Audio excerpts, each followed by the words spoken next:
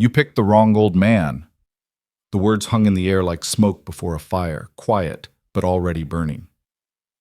In cell block D of Coldridge Federal Penitentiary, where fear was currency and violence was law, a 72-year-old man had just become a target. Duke Calder, the block's reigning king, had chosen his next victim for sport. Public humiliation. Easy entertainment. A lesson in hierarchy. But Elias Monroe didn't beg, didn't flinch, didn't explain.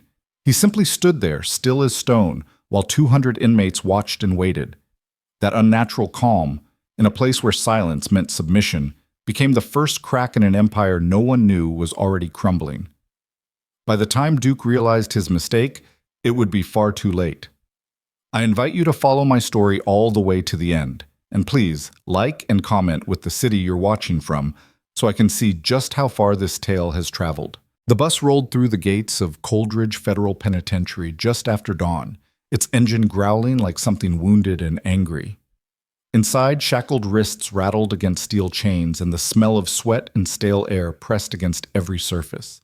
12 men sat in silence, each one locked inside his own version of dread, each one knowing that whatever life they'd had before was now a memory they'd never touch again. Elias Monroe sat near the back, his hands folded calmly in his lap despite the cuffs biting into his wrists. His hair was silver, cut short and neat. His face was weathered but dignified, the kind of face that had seen decades pass without complaint. He wore the same orange jumpsuit as everyone else, but somehow it hung differently on him, like a costume he'd agreed to wear, not a sentence he'd been forced into. The man beside him, a muscular kid in his 20s with a neck tattoo and wild eyes, glanced over. "First time, old man?"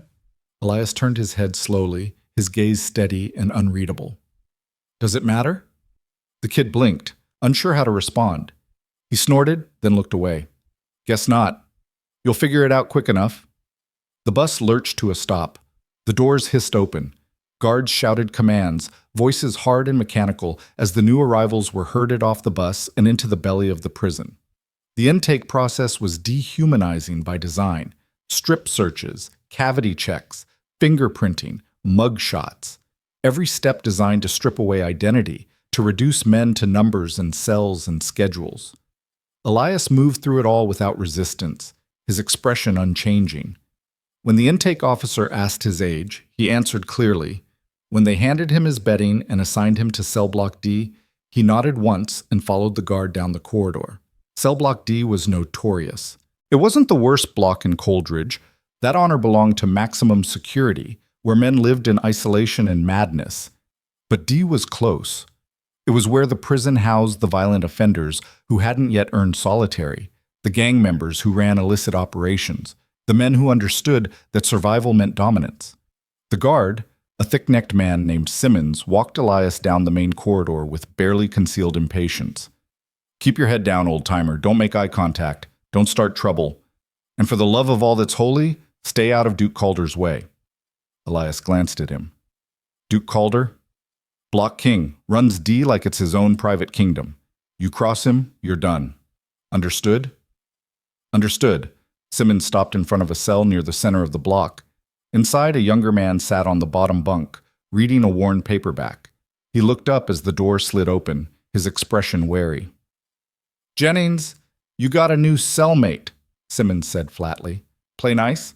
The door clanged shut behind Elias, and the guard's footsteps echoed away. Jennings stood slowly, sizing up the old man with cautious eyes. He was lean, mid-30s, with scars that told stories and a posture that suggested he'd learned to be careful. "Name's Marcus," he said after a moment. "You got a name, or should I just call you Gramps?" "Elias." Marcus nodded, gesturing to the top bunk. "That's yours. Don't touch my stuff, don't snore too loud, and we'll get along fine." Elias set his bedding on the top bunk and began making the bed with precise, deliberate movements. Marcus watched him with a mix of curiosity and confusion. "You seem pretty calm for a first-timer." "Should I be panicking?" Elias asked without looking at him. Marcus smirked. "Most guys are. This place eats people alive." "Then I suppose I'll have to avoid being eaten." Marcus laughed, a short, genuine sound. "Yeah. Good luck with that." It came.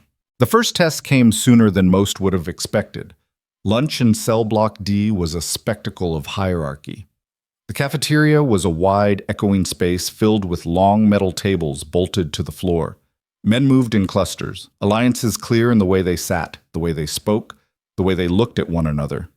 Guards stood at the perimeter, hands resting on batons, eyes scanning for trouble.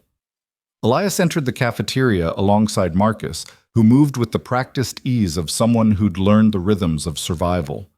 They collected their trays, gray meat, lumpy potatoes, something that might have been vegetables, and Marcus led the way toward a table near the far corner. "Stay with me," Marcus muttered. "Don't sit anywhere without checking first. Every table's claimed." Elias nodded, following without comment. But as they walked, the room began to quiet. Conversations dropped to murmurs. Heads turned. Eyes tracked the old man moving through the space with too much calm, too much dignity. At the center table, surrounded by 6 muscular men covered in gang tattoos, sat Duke Calder. Duke was a mountain of a man, 6'4", 260 pounds of muscle and menace. His bald head gleamed under the fluorescent lights, and his eyes were cold, calculating, predatory. He ran cell block D with brutal efficiency, enforcing loyalty through fear and rewarding obedience with protection. Cross him, and you disappeared. Serve him, and you survived. He watched Elias with the focus of a hunter spotting prey. "Hold up," one of Duke's lieutenants said, a wiry man named Slade. "Who's the fossil?" Duke leaned back in his chair, arms crossed, a slow smile spreading across his face. "New fish. Looks like someone's grandpa got lost." Laughter rippled through the cafeteria. Elias continued walking, his expression unchanged. Marcus tensed beside him, his voice low and urgent. "Don't look at them, just keep moving." But Duke wasn't finished. "Hey, old man!" Duke's voice boomed across the room, cutting through every other sound. "Yeah, you, with the white hair." Elias stopped. He turned slowly, meeting Duke's gaze without flinching, without fear. The room went silent. Duke stood, his massive frame unfolding like something built to crush. He walked toward Elias with slow, deliberate steps, his crew following like wolves behind an alpha. The guards watched but didn't intervene. This was posturing, not violence. Not yet. Duke stopped a few feet away, towering over Elias, looking down at him with amused contempt. "You lost, Gramps. Senior center's that way." He jerked his thumb toward the exit, and his crew laughed on cue. Elias didn't respond. He simply stood there, hands at his sides, breathing steady. Duke's smile faltered slightly. "You deaf? I asked you a question. I heard you.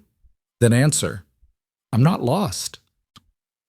The simplicity of the response, the absolute absence of fear or submission, unsettled something in Duke. He stepped closer, invading Elias's space, using his size to intimidate. "You know who I am?" "Should I?" The cafeteria gasped. Someone laughed nervously and was immediately silenced by a glare from Duke's crew. Duke's jaw tightened. "I run this block, old man. Every table, every corner, every breath you take. It's mine. You understand?" Elias looked up at him, his expression calm, almost curious. "If you say so."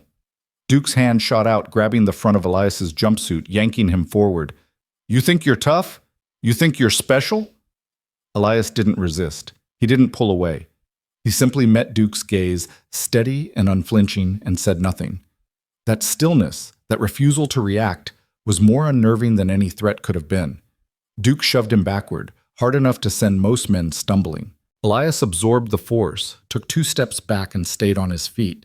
He adjusted his jumpsuit slowly, smoothing the fabric, then picked up his tray and continued toward the table where Marcus stood frozen. Duke watched him go, his crew exchanging uncertain glances. Something had just happened, something none of them could name. The old man should have begged, should have apologized, should have cowered. But he hadn't, and that made him dangerous. Word spread fast. By the time Elias returned to his cell that afternoon, the entire block was talking. Some said the old man was crazy. Others said he was suicidal. A few whispered that he was something worse, something Duke didn't understand yet. Marcus paced the cell, shaking his head. What the hell were you thinking? You just made yourself a target. Duke doesn't let disrespect slide. Elias sat on his bunk, hands folded, gaze distant. I didn't disrespect him. You didn't bow either. That's the same thing here. Then perhaps his expectations need adjusting. Marcus laughed, but it was bitter.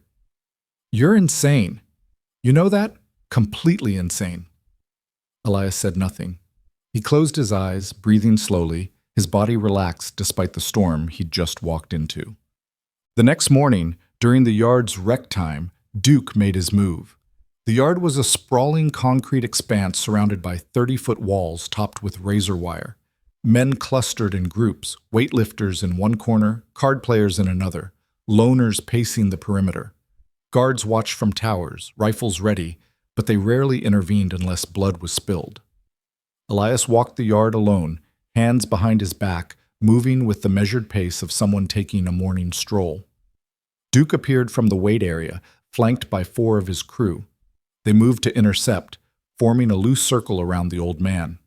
Duke cracked his knuckles, his smile predatory. We didn't finish our conversation yesterday, Gramps.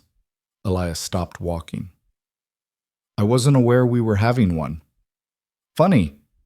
Duke stepped closer. Here's how this works. You apologize, publicly. You tell everyone in this yard that you made a mistake, that you didn't know your place. Then maybe I let you live. Elias studied him for a long moment, his expression thoughtful. And if I don't? Duke's smile widened. Then I break you, slowly, and everyone here learns what happens when you disrespect me. The yard had gone quiet. Every eye was on the confrontation. Guards shifted in the towers but didn't move. This was the prison's unspoken rule. Let the dominance games play out unless they turned lethal. Elias nodded slowly, as if considering the offer. Then he said very quietly, No. Duke's expression darkened. What did you just say? I said no. I won't apologize. I won't beg, and I won't submit. For a heartbeat, Duke looked genuinely confused.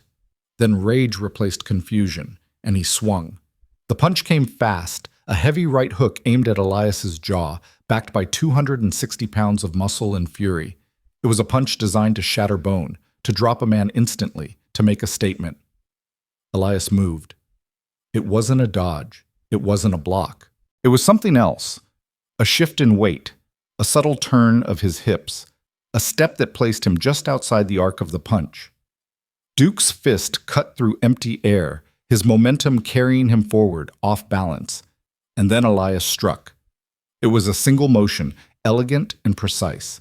His open palm shot forward, striking Duke's solar plexus with surgical accuracy.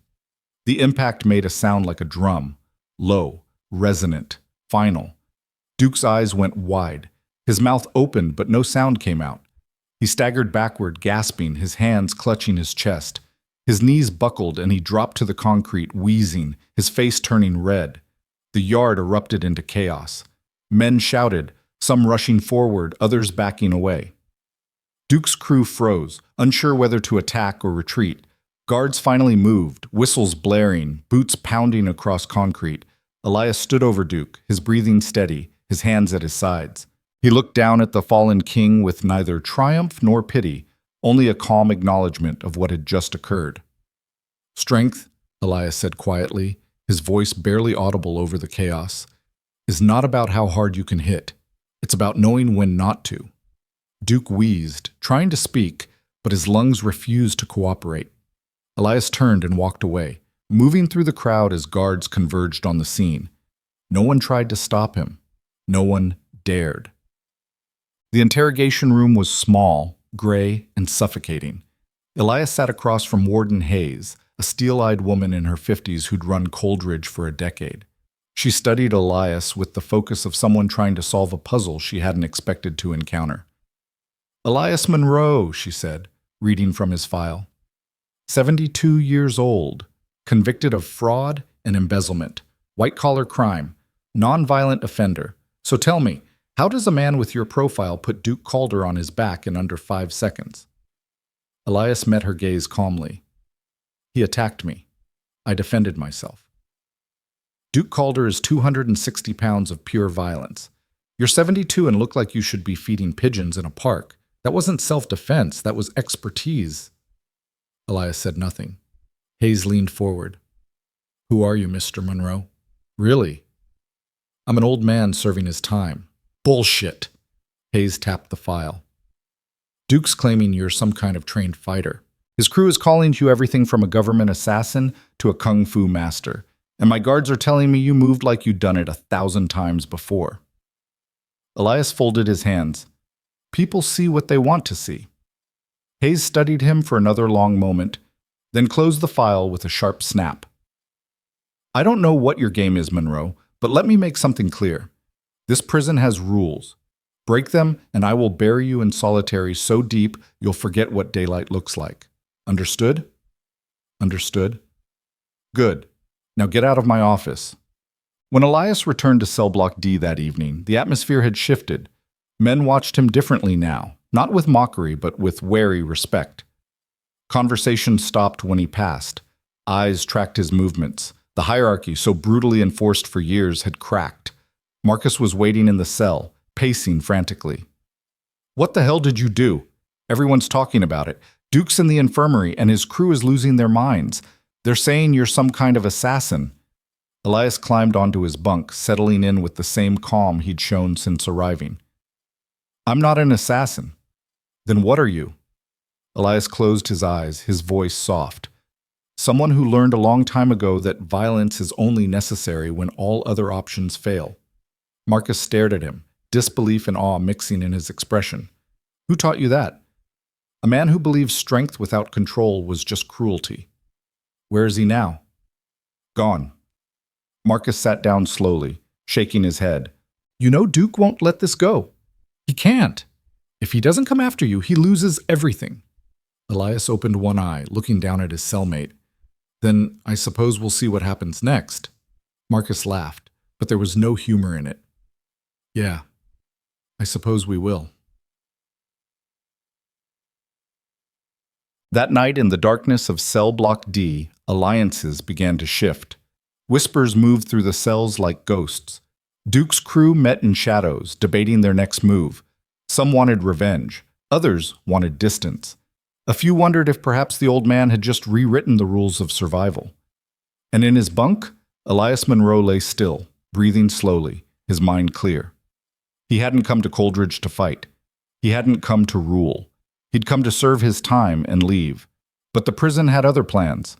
And whether he wanted it or not, Elias had just become the most dangerous man in cell block D, not because of what he'd done, but because of what everyone now knew he was capable of. The mask had slipped, and there was no putting it back on.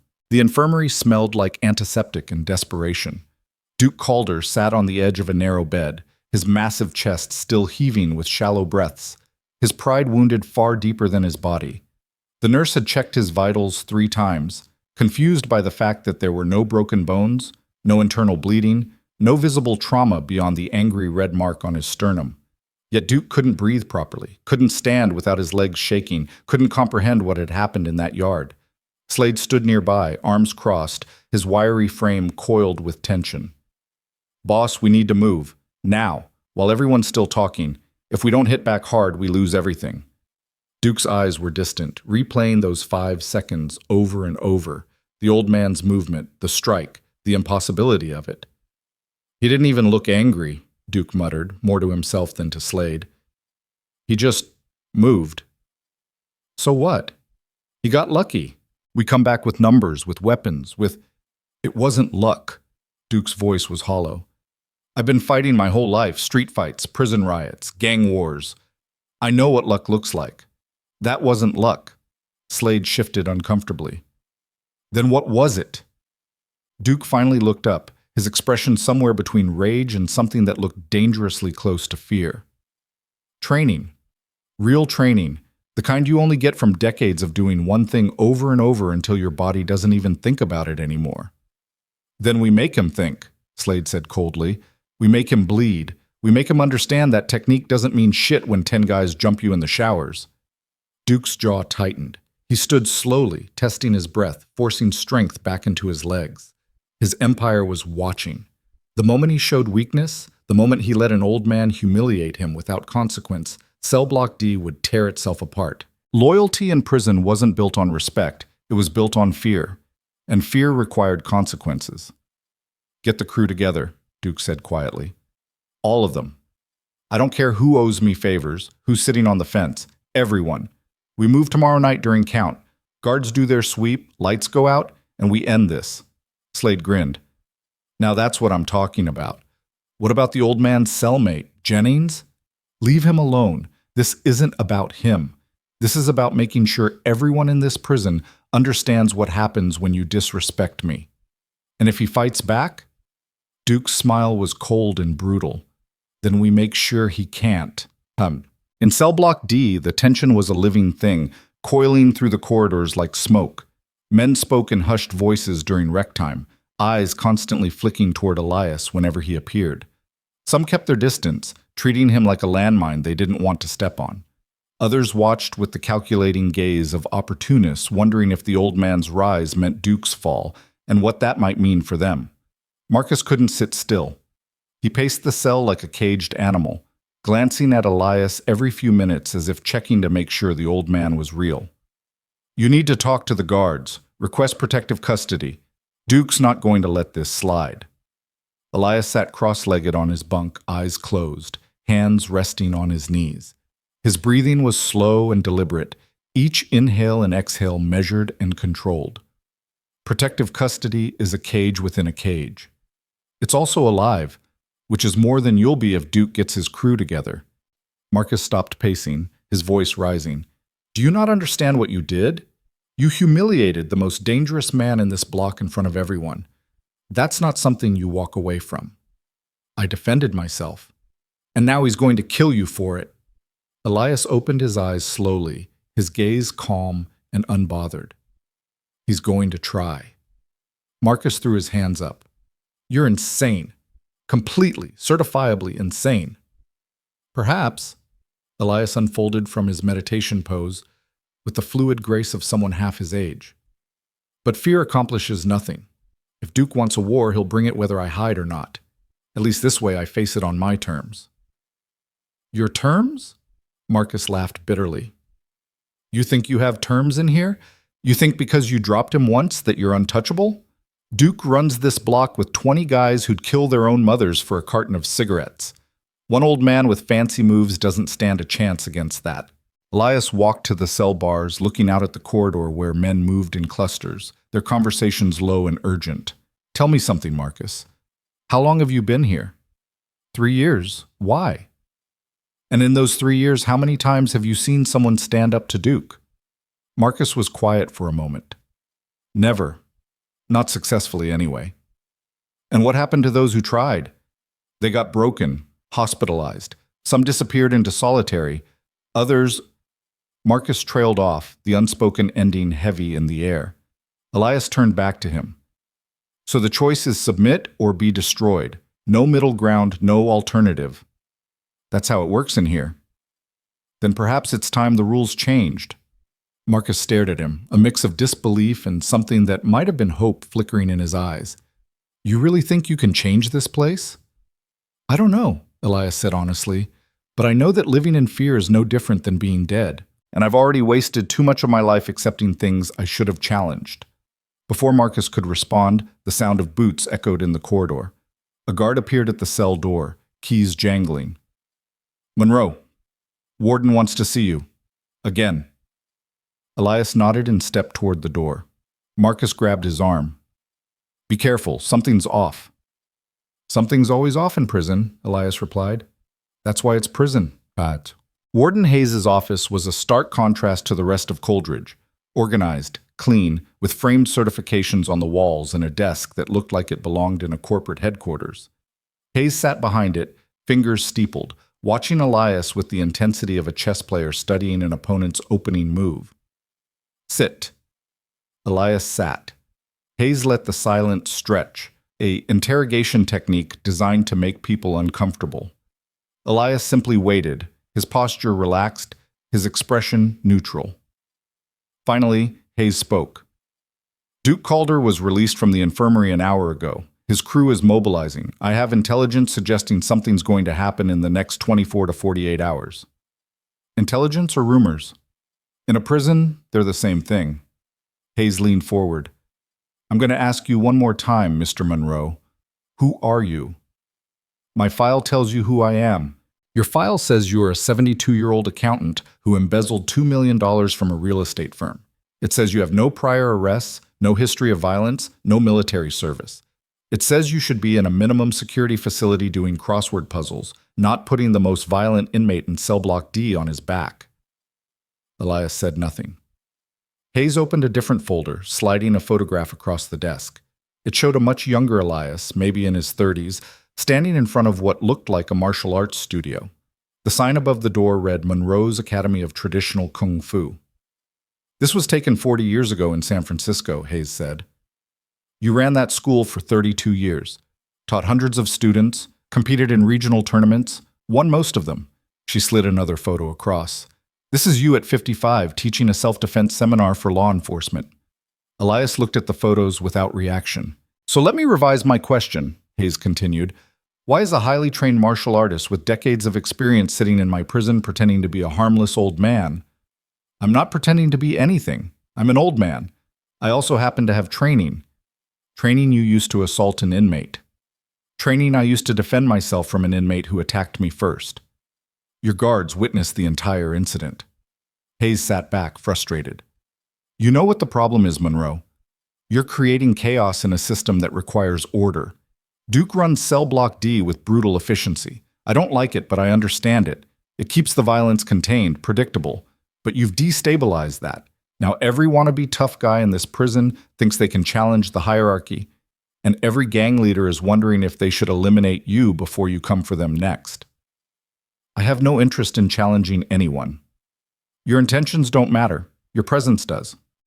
Hayes closed the folder with finality. I can't put you in protective custody without cause, and you defending yourself isn't cause. But I can offer you a transfer, minimum security, out of state, away from Duke and his crew. Elias met her gaze. No. No? I committed a crime. I was sentenced to serve time here. Moving me would be running, and I don't run. Hayes' expression hardened. Then you're a fool. Duke will come for you, and when he does, I won't be able to stop it. Guards can't be everywhere, and in a place like this, violence happens in the spaces between their patrols. I understand. Do you? Hayes stood, her voice sharp. Because I've been running prisons for 15 years, Mr. Monroe, and I've seen what men like Duke do to people who embarrass them. It's not quick, it's not clean, and it sure as hell isn't honorable. You want to stand on principle? Fine. But don't expect me to scrape what's left of you off the shower floor and pretend you were anything other than stubborn. Elias stood as well, his voice quiet but firm. Warden, I respect your experience and your concern, but I've spent my entire life teaching people that strength without discipline is just violence, and violence without purpose is just cruelty. If I run now, I'm teaching a different lesson, that fear should dictate action, that survival requires submission. I can't do that. Not anymore.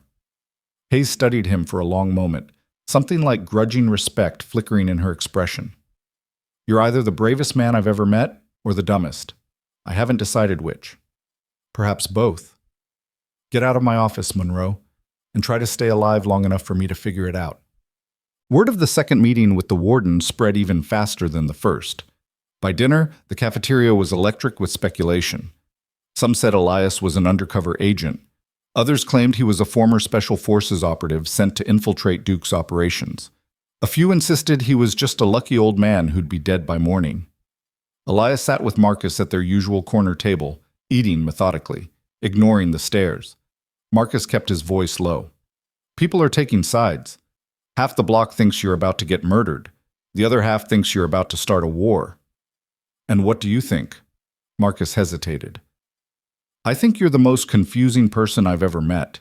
You move like a fighter, talk like a philosopher, and act like you've got nothing to lose. Maybe I don't. Everyone's got something to lose, even in here. Elias set down his fork, turning to face Marcus fully.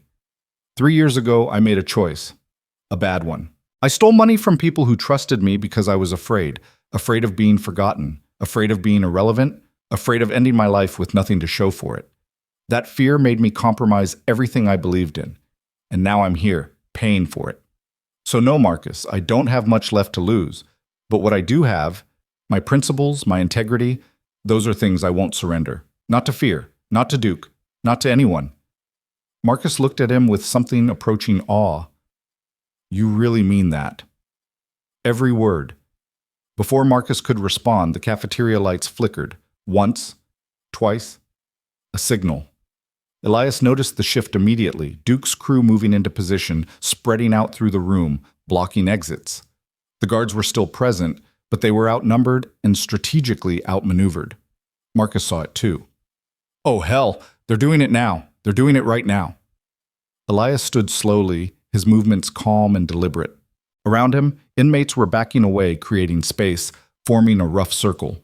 Duke emerged from the crowd, flanked by Slade and 8 other men, some his usual crew, others recruited muscle from rival gangs. The alliance of convenience spoke volumes about how seriously Duke was taking this. Duke stopped 10 feet away, his chest still bearing the faint bruise from yesterday's strike. His voice carried across the silent cafeteria. You made a mistake, old man. You made me look weak, and in here, weak gets you killed. Elias said nothing, simply watching. I gave you a chance to apologize, to walk away. But you chose pride, so now we do this the hard way. Duke gestured to his crew. 10 of us, 1 of you. No rules, no mercy. And when it's over, everyone in this prison remembers what happens when you disrespect me. One of the guards shouted from the perimeter, Stand down! All inmates return to your tables. Duke didn't even glance at him. This doesn't concern you, boss. Stay out of it. The guard reached for his radio, but another inmate, one of Duke's men, moved to block him. Not threatening, just delaying. Buying time. Elias took a slow breath, his gaze moving across the 10 men surrounding him. They were all younger, stronger, angrier. They had numbers and rage on their side. But as he looked at each of them, he saw something else. Hesitation. Fear masked as aggression. Because they'd all heard what happened in the yard, they'd all seen Duke gasping on the concrete. Last chance, Duke growled. Get on your knees and beg, or we put you down like the dog you are. Elias's voice was quiet but clear, cutting through the tension like a blade. I won't kneel, and you won't win. Duke's expression twisted into pure fury. Get him! They came all at once, a wave of violence designed to overwhelm through sheer numbers. Elias moved like water through their attack, his decades of training condensing into pure instinct. The first man swung a wild haymaker. Elias sidestepped, redirecting the momentum, sending the attacker crashing into the man behind him. The second came low, trying to tackle. Elias shifted his weight, brought his knee up, and the man crumpled, gasping. But there were 8 more. A fist grazed his temple. A shoulder slammed into his ribs. Numbers were numbers, and even the best technique had limits. Elias absorbed a hit to the jaw, tasted blood, but didn't go down. Instead, he struck back with precision. Palm strike to the throat, elbow to the solar plexus, knee to the thigh that would leave a man limping for days. The cafeteria erupted into chaos. Inmates shouted, some cheering, some screaming for guards. Metal trays clattered to the floor, chairs scraped against concrete. The guards were trying to push through the crowd, but bodies blocked their path, intentionally or not. Elias felt his age now. His breath came harder. His muscles burned. A younger man caught him with a solid punch to the ribs, and pain exploded through his side. But he didn't stop. Couldn't stop. Because stopping meant submission, and submission meant everything he'd said to Marcus, to the warden, to himself. All of it would be lies. Duke watched from the edge of the circle, his expression unreadable. Slade stood beside him. Boss, we should move. Guards are getting through. Not yet. 3 men were down, groaning on the floor. 4 more circled Elias warily, realizing that rushing him together hadn't worked. They needed strategy. One fainted left while another came right. Elias read the setup, dropped low, swept the leg of the right attacker, then rose with an uppercut that sent the left one stumbling back. But the numbers were grinding him down. A punch connected with his kidney. Another clipped his ear. He blocked what he could, absorbed what he couldn't, and struck back whenever an opening appeared. Blood trickled from his split lip. His left eye was swelling, but he was still standing, and they were running out of men. The last two attackers hesitated, looking at Duke for guidance. Duke's jaw was tight, his hands clenched into fists. This wasn't how it was supposed to go. The old man should have been broken in seconds, not still standing after taking on 8 men. "Finish it," Duke ordered. The 2 men charged together, coordinated this time, genuinely trying to end it. Elias waited until they were almost on him, then moved with a burst of speed that defied his age and injuries. He dropped beneath their attack, rolled, came up behind them, and struck both with devastating precision, one to the base of the skull, the other to the spine between the shoulder blades. They dropped like puppets with cut strings. The cafeteria went silent. Elias stood in the center of the circle, breathing hard, blood on his face, swaying slightly but still upright. Around him 10 men lay groaning or unconscious. He turned slowly to face Duke, his voice hoarse but unwavering. "Is this the hard way you promised?" Duke's expression was a storm of rage and something else, something that looked dangerously close to respect. Before he could respond, the guards finally broke through the crowd, batons out, shouting orders, moving to secure the scene. "Everyone on the ground! Now!" Inmates dropped immediately, including Duke's crew. Elias lowered himself carefully, his ribs screaming in protest, and placed his hands behind his head. The guards swarmed in, cuffing everyone involved, dragging injured men toward the infirmary. Warden Hayes appeared in the cafeteria entrance, her expression thunderous. She scanned the scene, the overturned tables, the injured inmates, the old man covered in blood but still conscious, and her eyes found Elias. Their gazes met across the chaos, and in that moment, something unspoken passed between them. A recognition that this wasn't over, that the rules of Cell Block D had just been rewritten, that the quiet old man who'd arrived days ago had just survived something most men wouldn't have walked into in the first place. Hayes turned to her head guard. "Get Monroe to medical, then solitary. Protective custody until I figure out what the hell to do with him." "No," Elias said, his voice cutting through the noise. Hayes turned back, incredulous. "Excuse me?" "No protective custody, no solitary. I go back to my cell." "You just fought off 10 men in my cafeteria, Monroe. You're either going to medical or solitary. Those are your options. Then I'll go to medical. But after that, I go back to my cell. I won't hide." Hayes stared at him like he was speaking a foreign language. Finally, she shook her head. "You're out of your mind." "That's been suggested." As guards hauled Elias to his feet and led him toward the infirmary, he caught sight of Marcus standing at the edge of the crowd. His cellmate looked stunned, disbelieving, and maybe, just maybe, inspired. Duke watched from across the cafeteria, still uncuffed, because technically he hadn't thrown a punch. His crew was being dragged away, his authority shattered in front of 200 witnesses. And the old man who'd done it was walking away alive. For the first time in a decade, Duke Calder felt something he'd almost forgotten existed. Doubt. The infirmary was busier than it had been in months. Nurses moved between beds with practiced efficiency, tending to the men Elias had put down. Broken noses, fractured ribs, severe bruising, possible concussions. The damage catalog read like a battlefield report, not the aftermath of one elderly man defending himself. The doctor on duty, a weary woman in her 50s named Dr. Reeves, had stopped asking questions after the 3rd injured inmate and simply focused on keeping everyone stable. Elias sat on an examination table in the corner, his shirt removed, revealing a lean frame marked with fresh bruises that were already darkening into angry purples and blues. His ribs ached with every breath, his knuckles were split and swollen, and his left eye had puffed to a narrow slit. Dr. Reeves pressed carefully along his rib cage, watching for reactions. 2 cracked ribs, possibly 3, she said without preamble. Severe bruising across your torso and back. Mild concussion, split lip, and at your age, Mr. Monroe, any one of these injuries could have complications. She stepped back, crossing her arms. You should be in a hospital, not a prison infirmary. But here I am. Yes, here you are. She grabbed a roll of medical tape and began wrapping his ribs with firm, efficient movements. I've been working in corrections for 12 years. I've seen stabbings, beatings, riots. I've seen young men destroy each other over nothing, but I've never seen anything like what you did in that cafeteria.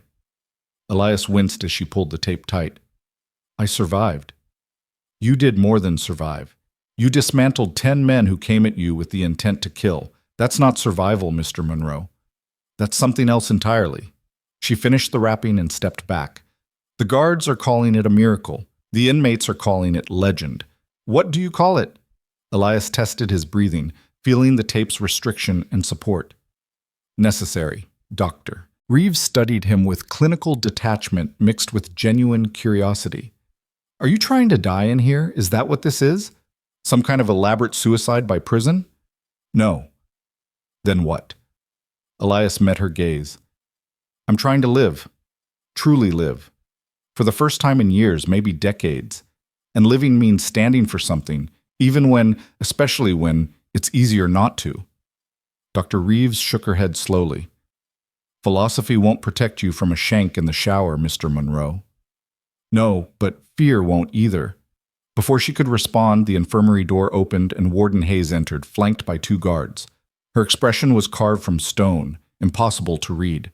She dismissed Dr. Reeves with a nod, waited until the doctor left, then turned her full attention to Elias. 10 men, she said flatly. You put down 10 men. My guards watched the security footage 3 times trying to understand how it happened. You want to know what they concluded? Elias said nothing. That you've been holding back. That what we saw in the yard with Duke was you being gentle. Today? Today you showed them what you're actually capable of when survival demands it. Hayes moved closer, her voice dropping. I made calls after our last conversation. San Francisco PD, FBI, even reached out to some contacts in military intelligence. You know what I found? I imagine you're about to tell me. Nothing, absolutely nothing. No record of military service, no classified files, no government connections, just a martial arts instructor who paid his taxes, ran a legitimate business, and then one day decided to steal $2 million from his employer. Hayes paused. That's the part that doesn't fit. Everything else, the discipline, the training, the philosophy, that all makes sense. But the crime, that's the piece I can't reconcile. Elias was quiet for a moment, his gaze distant. People make mistakes, Warden, sometimes large ones. Stealing $2 million isn't a mistake. It's a choice, a calculated one. So what I want to know is, what drove a man like you to make that choice? Elias looked down at his bandaged hands. My wife was sick. Stage 4 cancer. The insurance company denied coverage for the treatment she needed, called it experimental, not medically necessary. They were willing to let her die to save money on their quarterly reports. His voice remained steady, but something raw lived beneath the surface. I had 30 years of savings. It wasn't enough. So I took what I needed from people who wouldn't miss it, or so I told myself. Hayes' expression softened slightly. Did it work? The treatment? For 8 months. She had 8 more months of life, relatively pain-free, able to say goodbye to our children, to see our grandson born. Then the cancer came back, aggressive and final. She died in our home, in our bed, holding my hand. Elias's voice dropped to barely above a whisper. 2 weeks later, the FBI arrested me for embezzlement. The people I stole from, they noticed, after all. The silence in the infirmary was heavy with the weight of that confession. Hayes sat down on the adjacent examination table, suddenly looking less like a warden and more like a human being confronting another human being's tragedy. I'm sorry, she said, and meant it. So am I.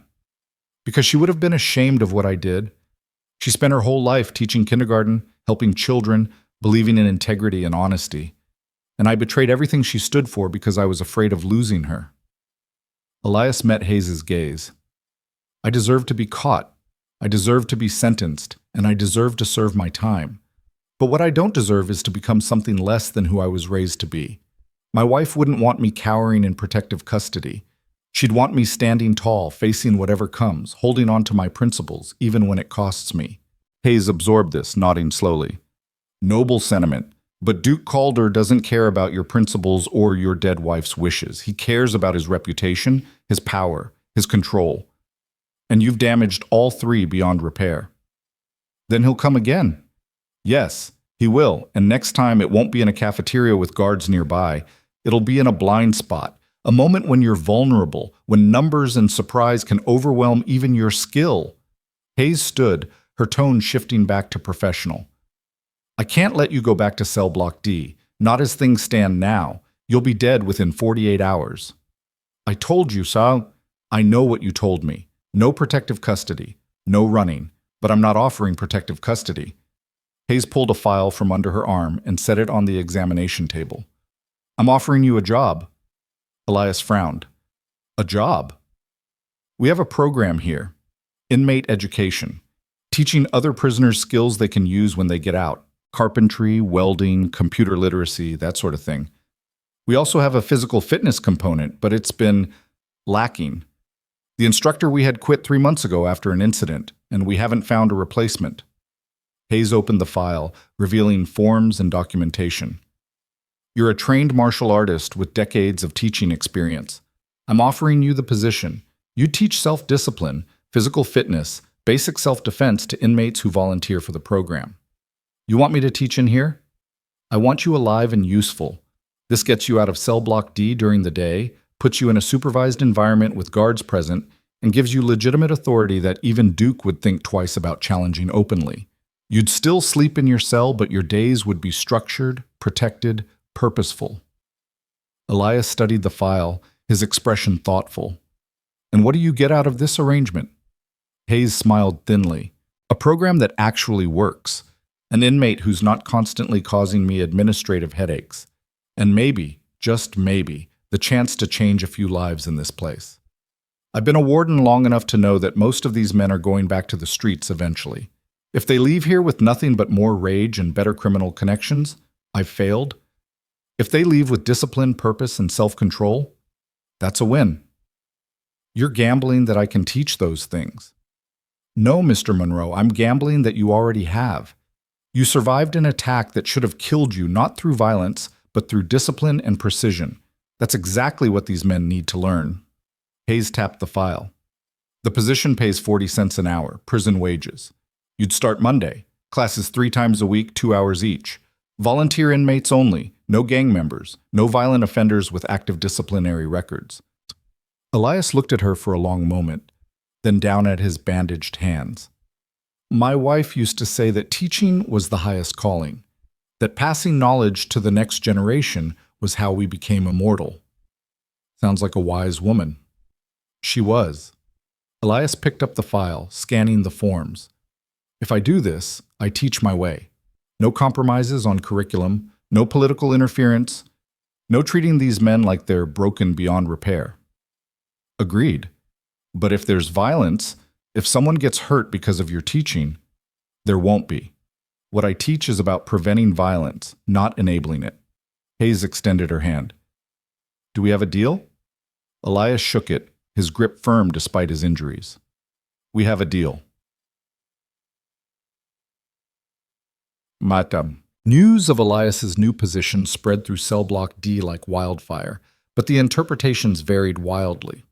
Some saw it as the warden showing favoritism, protecting the old man who'd embarrassed Duke.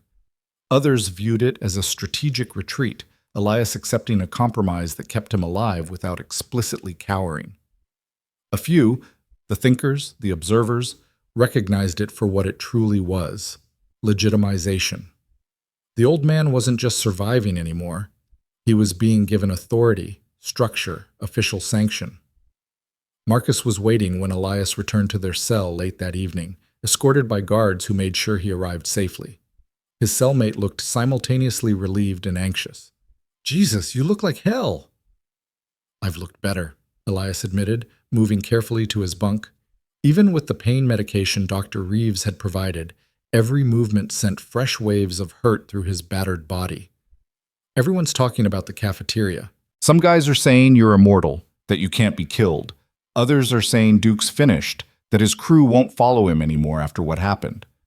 Marcus helped Elias climb onto the top bunk. What do you say? I say I'm tired, injured, and grateful to be alive. That's it? No grand statement? No victory speech? Elias settled onto his thin mattress, staring at the ceiling. Victory would be not needing to fight at all, Marcus. What happened today was survival, nothing more. Maybe, but it changed things. The whole block feels different now, quieter, like everyone's waiting to see what happens next. And what do you think happens next? Marcus sat on his own bunk below, his voice thoughtful. I think Duke can't let this stand. He's lost too much. But I also think he can't come at you directly anymore, not after 10 of his guys couldn't take you down. So he'll change tactics, get smarter, more dangerous. Probably. Doesn't that scare you? Elias was quiet for a moment. Of course it does. Fear is natural, but fear doesn't get to make my decisions anymore. I spent too many years letting it drive me. Fear of irrelevance, fear of loss, fear of being forgotten. That fear led me to betray everything I believed in. So now I acknowledge the fear, feel it, and then I choose to act anyway. That's either incredibly brave or incredibly stupid. The line between the two is often thinner than people think. Elias rolled onto his side carefully, facing the wall. Get some sleep, Marcus. Tomorrow's a new day. Yeah, a new day in prison. That's something to look forward to. Despite the sarcasm, Elias could hear something else in his cellmate's voice. A note of hope, fragile and tentative, but present nonetheless. He closed his eyes and let exhaustion pull him under, his body desperately needing rest to heal. Duke Calder sat alone in his cell, a privilege of power he'd maintained even now. Slade had tried to come by earlier, but Duke had sent him away. He needed to think without the noise of his crew's anxieties and expectations. The walls of his cell were covered with makeshift decorations, magazine pictures, drawings, contraband posters, all the trappings of a man who'd made prison into a kingdom. But kingdoms could fall. He touched his chest where Elias's strike had landed days ago. The bruise was fading, but the memory wasn't. The old man's hand moving faster than Duke's eyes could track. The impact, precise and devastating. The humiliation of collapsing in front of everyone who feared him. And then today, 10 men, 10 of his most reliable soldiers, reduced to groaning casualties by one elderly inmate who moved like water and struck like lightning. Duke had built his empire on a simple principle: overwhelming force. You hit harder, recruited bigger, escalated faster than anyone else could match. It had worked for a decade, but now he faced something his philosophy couldn't address. Technique, precision, discipline that turned 72 years of age into an advantage rather than a weakness. The door to his cell slid open quietly. Duke looked up to see an unexpected visitor. Carlos Menendez, the leader of the Latino gang that controlled Cell Block C. Carlos was compact, dangerous, with eyes that missed nothing, and a reputation for strategic thinking that made him respected even by rivals. We need to talk, Carlos said, slipping inside before guards noticed. Cell visits were forbidden, but the right bribes bought the right moments of blindness. Not interested, Duke growled. You should be. What happened in that cafeteria affects everyone, not just you. Carlos sat on the edge of Duke's desk, uninvited but unafraid. The old man made you look weak, Duke. Weak leaders create power vacuums. Power vacuums create chaos. Chaos brings lockdowns, transfers, administrative crackdowns that hurt all of us. So you're here to give me advice? I'm here to offer an alliance. Your crew can't touch him, that much is clear. But my people? We have no history with the old man, no pride at stake. We could make the problem disappear quietly, professionally, and you could maintain your position without more public failures. Duke studied Carlos carefully. What's your price? 20% of your commissary operation and unrestricted access to the North Yard during rec time. That's steep. That's fair. You're paying for results and discretion. The old man dies. It looks like random prison violence, and you get to rebuild your reputation without another humiliation. Carlos leaned forward. But you need to decide fast. Every day that passes with him alive and you doing nothing, that's another day your authority erodes.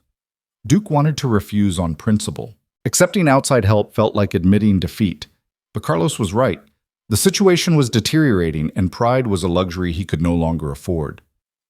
How would you do it? Quietly, blade in the shower, accident in the workshop, fall down some stairs, Prison is full of ways for old men to die.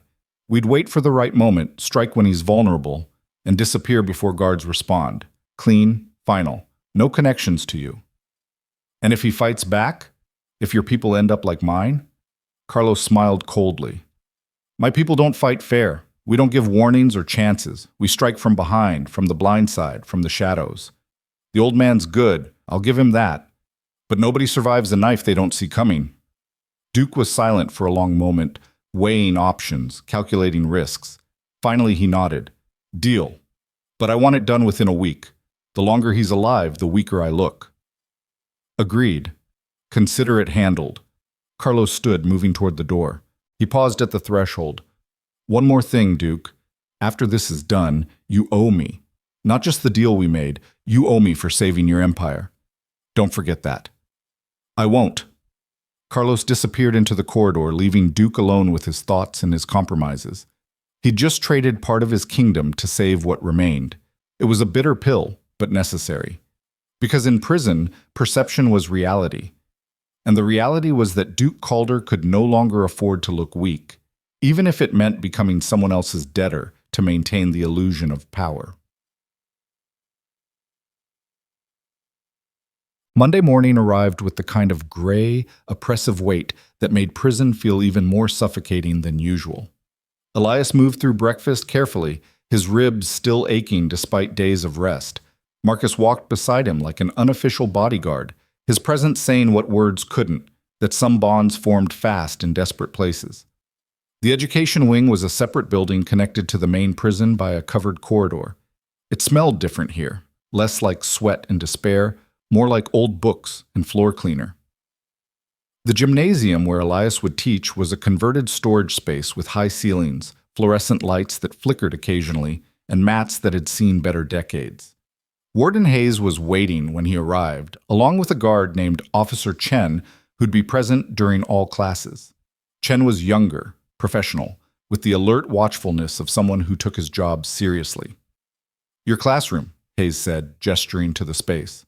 Equipment's limited, some mats, a few weights, resistance bands, budget constraints. It's sufficient, Elias replied, surveying the space with an instructor's eye. Teaching isn't about equipment, it's about commitment.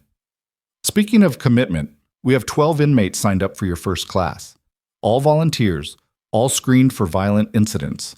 They're curious about you, Mr. Monroe, the legend who fought off Duke's crew. I'm not interested in teaching legend. I'm interested in teaching discipline. Hayes nodded approvingly. Good, because half of them are probably here just to get a close look at you, maybe learn some fighting tricks. Your job is to turn that curiosity into something useful. The door opened and inmates began filtering in, moving with the cautious energy of men entering unknown territory. They were diverse, different ages, different races, different backgrounds, but united by the same environment that shaped them all. They arranged themselves in a loose semicircle, waiting. Elias stepped forward, his posture straight despite his injuries, his voice calm and clear. My name is Elias Monroe. For the next 2 hours, 3 times a week, this space is no longer part of cell block D or C or anywhere else in this prison. This is a school, and in school, there are rules. He paused, meeting each man's gaze in turn. Rule 1. What we practice here is not for fighting. It's for discipline, self-control, and understanding your own body's capabilities. Anyone who uses what I teach to hurt another inmate will be expelled from this program permanently. Is that understood? Heads nodded, some enthusiastically, others skeptically. Rule 2. Respect. You respect me, I respect you. You respect each other. Rank, gang affiliation, past crimes, none of that exists here. We are students and teacher, nothing more. A young Latino man in the back raised his hand. What if someone disrespects us outside this room? Then you handle it outside this room, but not with violence, not with what I teach you here. Because if you turn discipline into a weapon, you've learned nothing. Another inmate, older, with gray in his beard, spoke up. They're saying you're some kind of kung fu master, that true? Elias considered the question. I studied martial arts for most of my life. Kung fu, yes, but also other disciplines. I taught for 30 years. But mastery, that's a word I've never been comfortable with. There's always more to learn, always room to improve. But you took down 10 guys in the cafeteria, someone said. I survived an attack. That's different than seeking combat. Elias moved to the center of the mat. Today, we start with breathing. Most of you think you know how to breathe. After all, you've been doing it your whole lives.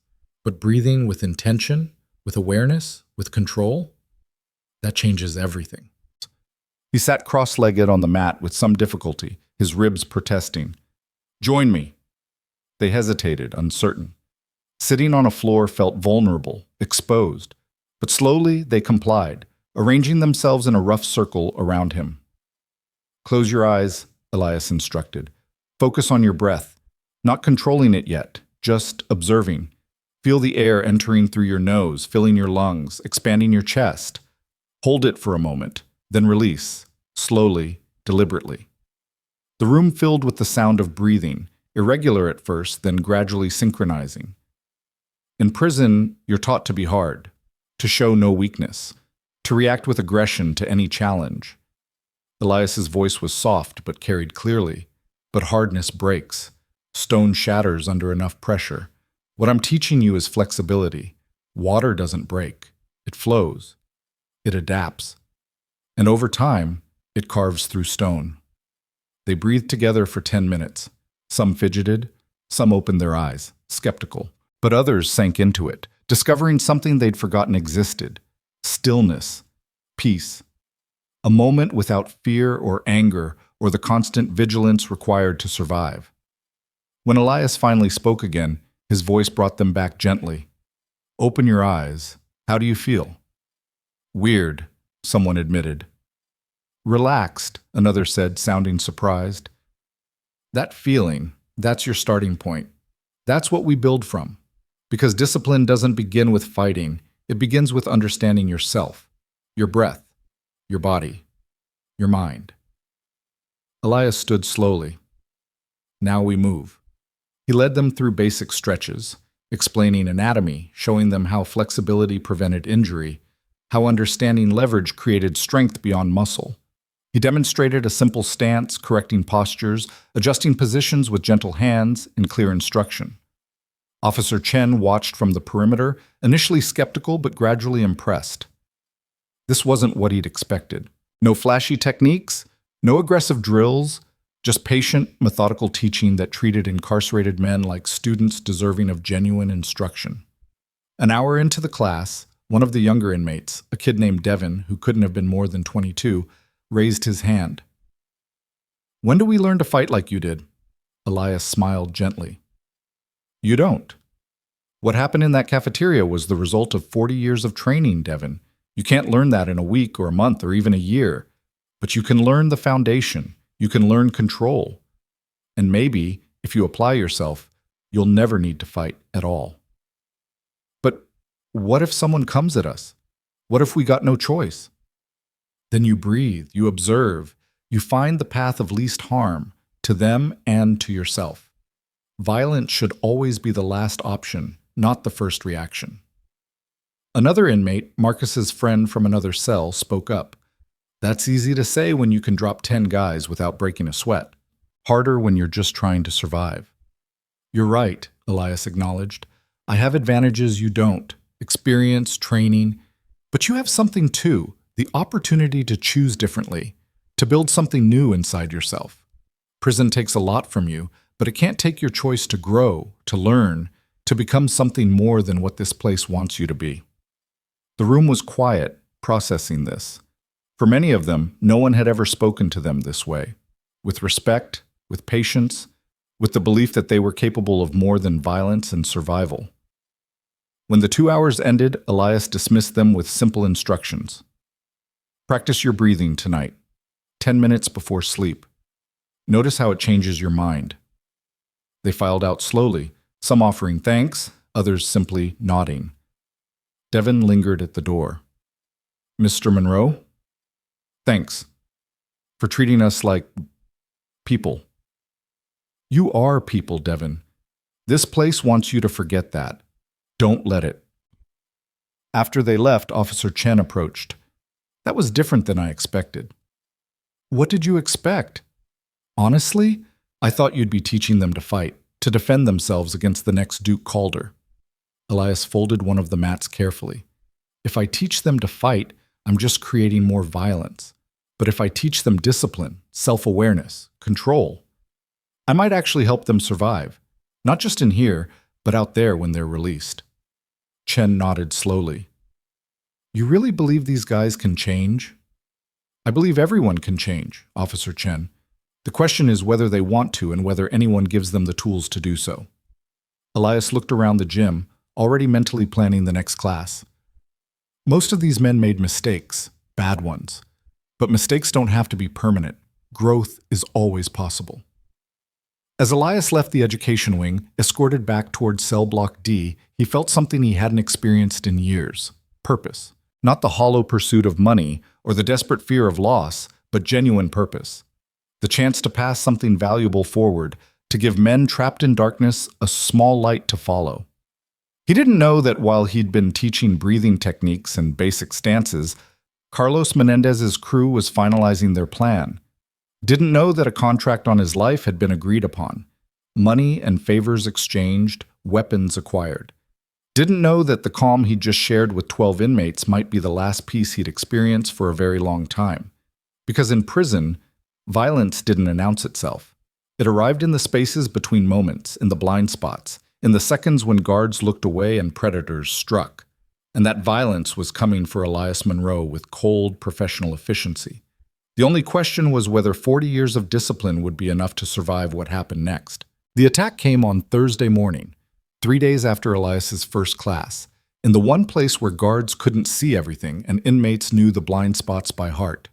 The showers in cell block D were a long, tiled room with 20 shower heads along opposing walls and a single entrance that created a natural bottleneck. Steam rose in thick clouds, obscuring visibility, and the constant noise of running water drowned out everything else. It was a killing ground by design, and everyone knew it. Elias had been careful since the cafeteria incident, varying his routines, staying alert, moving with the practiced awareness of someone who understood that survival required vigilance. But even vigilance had limits. 3 days of classes, of teaching, of seeing genuine progress in men who'd been written off by society. It had softened his edge just enough. He entered the shower room alone, Marcus having gone earlier.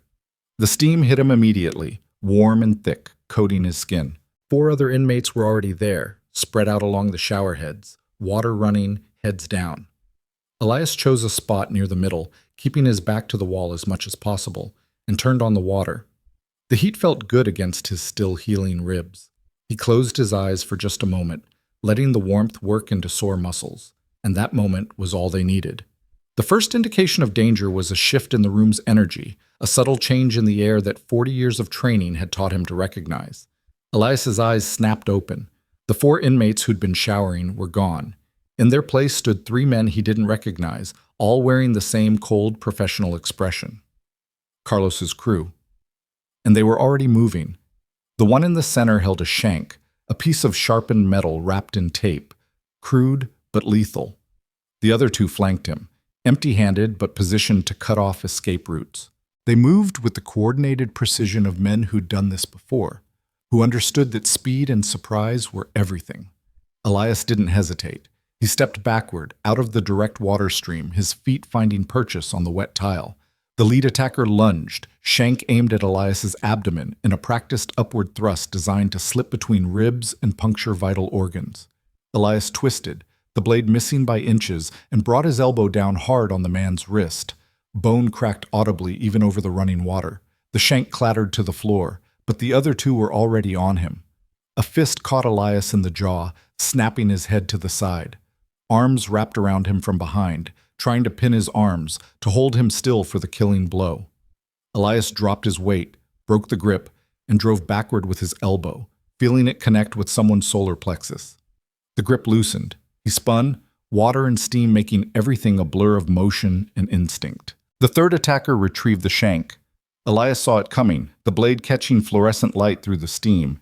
He sidestepped, grabbed the attacker's arm, used the man's own momentum to redirect him into the tile wall. The impact was brutal, immediate. The attacker slumped, barely conscious. But the first one, the one with the broken wrist, was back up, and he'd pulled a second shank from somewhere. His face was twisted with pain and rage. "You should have stayed down, old man." Elias's breathing was controlled despite the adrenaline flooding his system. "You should have stayed away." They circled each other in the steam, two predators in a space designed for vulnerability. The second attacker, recovered from the elbow strike, moved to flank again. Elias tracked both, his mind calculating angles, distance, timing. Two opponents with weapons in a confined, slippery space. The odds weren't good. The attack came simultaneously from both sides.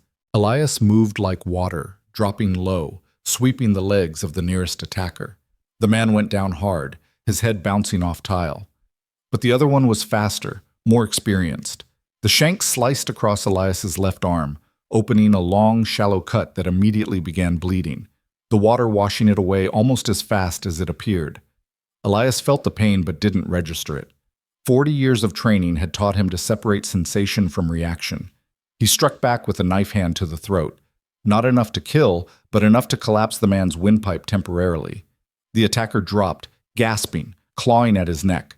Then arms grabbed Elias from behind again, the third man, recovered enough to rejoin the fight. But this time he had help.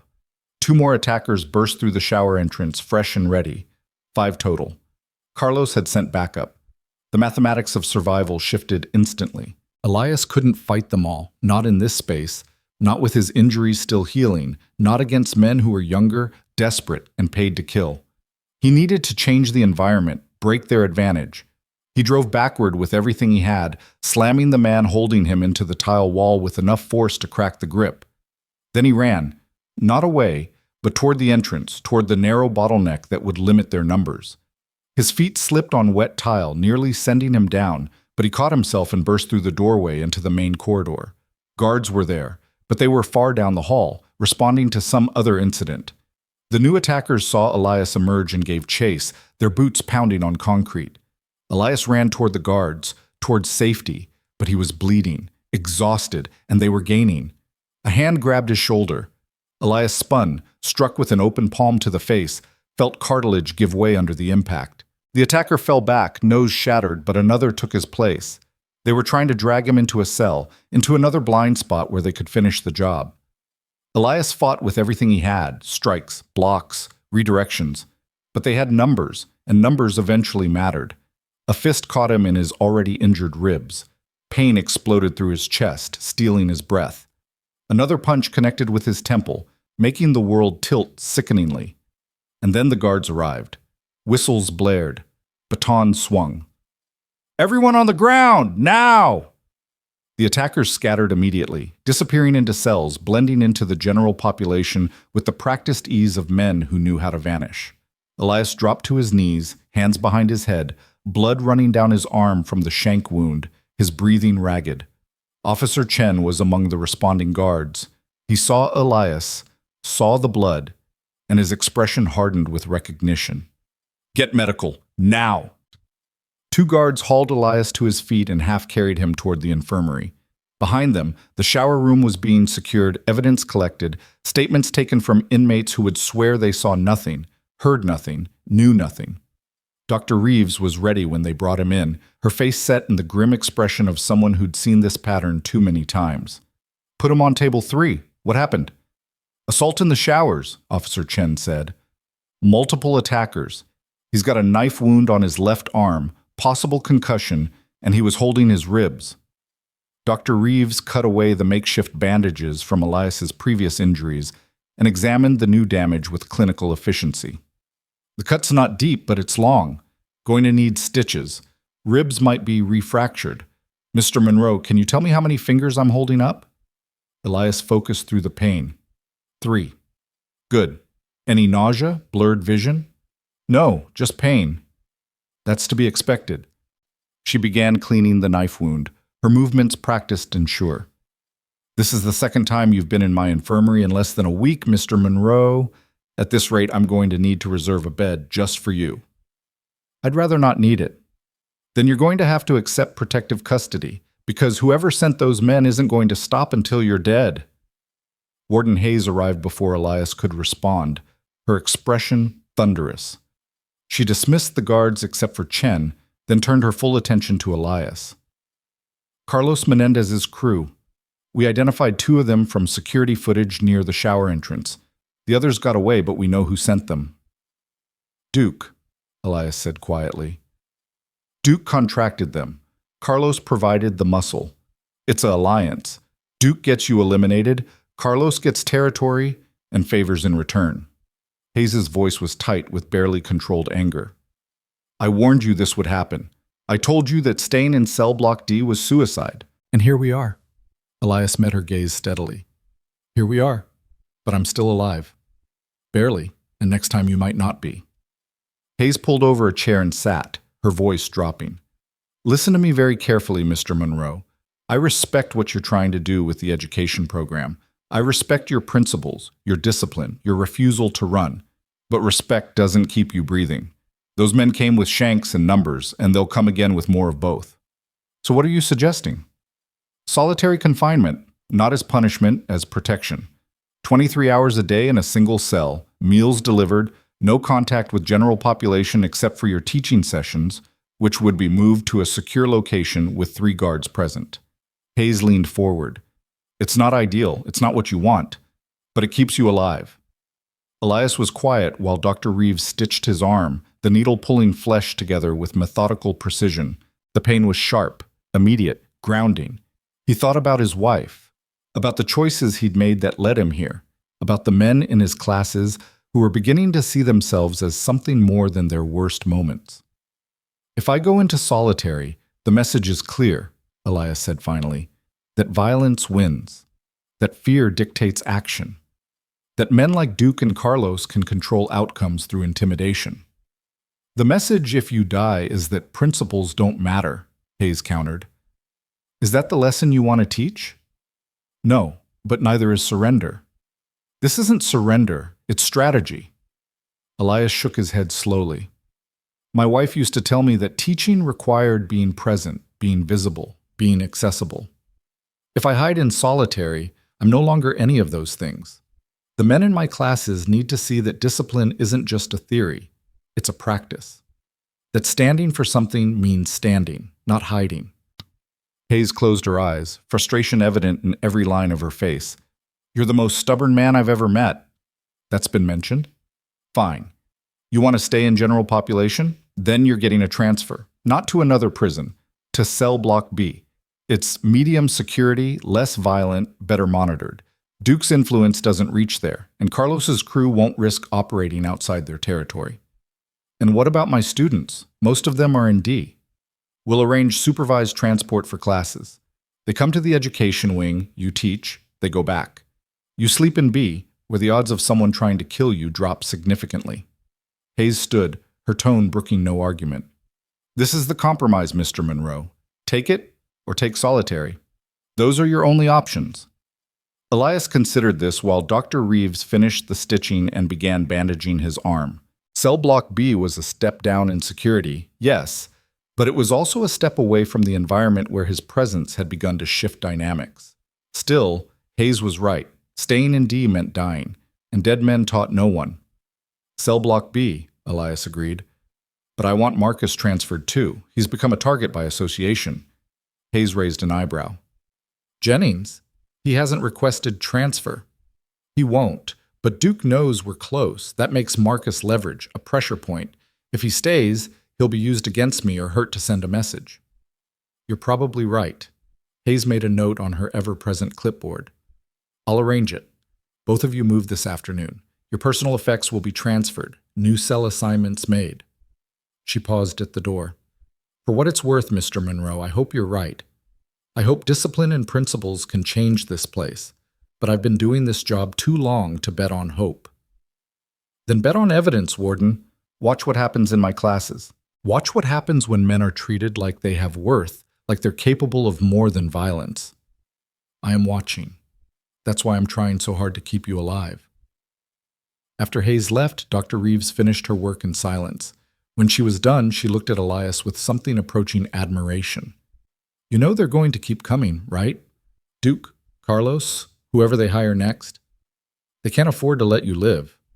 Not after what you represent. What do I represent? Proof that their way isn't the only way, that fear-based power has limits, that an old man with discipline can survive what they can't. She helped him sit up carefully. You're dangerous to them, Mr. Monroe, not because of your fighting skills, but because you're showing other inmates that there's an alternative to their system. Is that so terrible?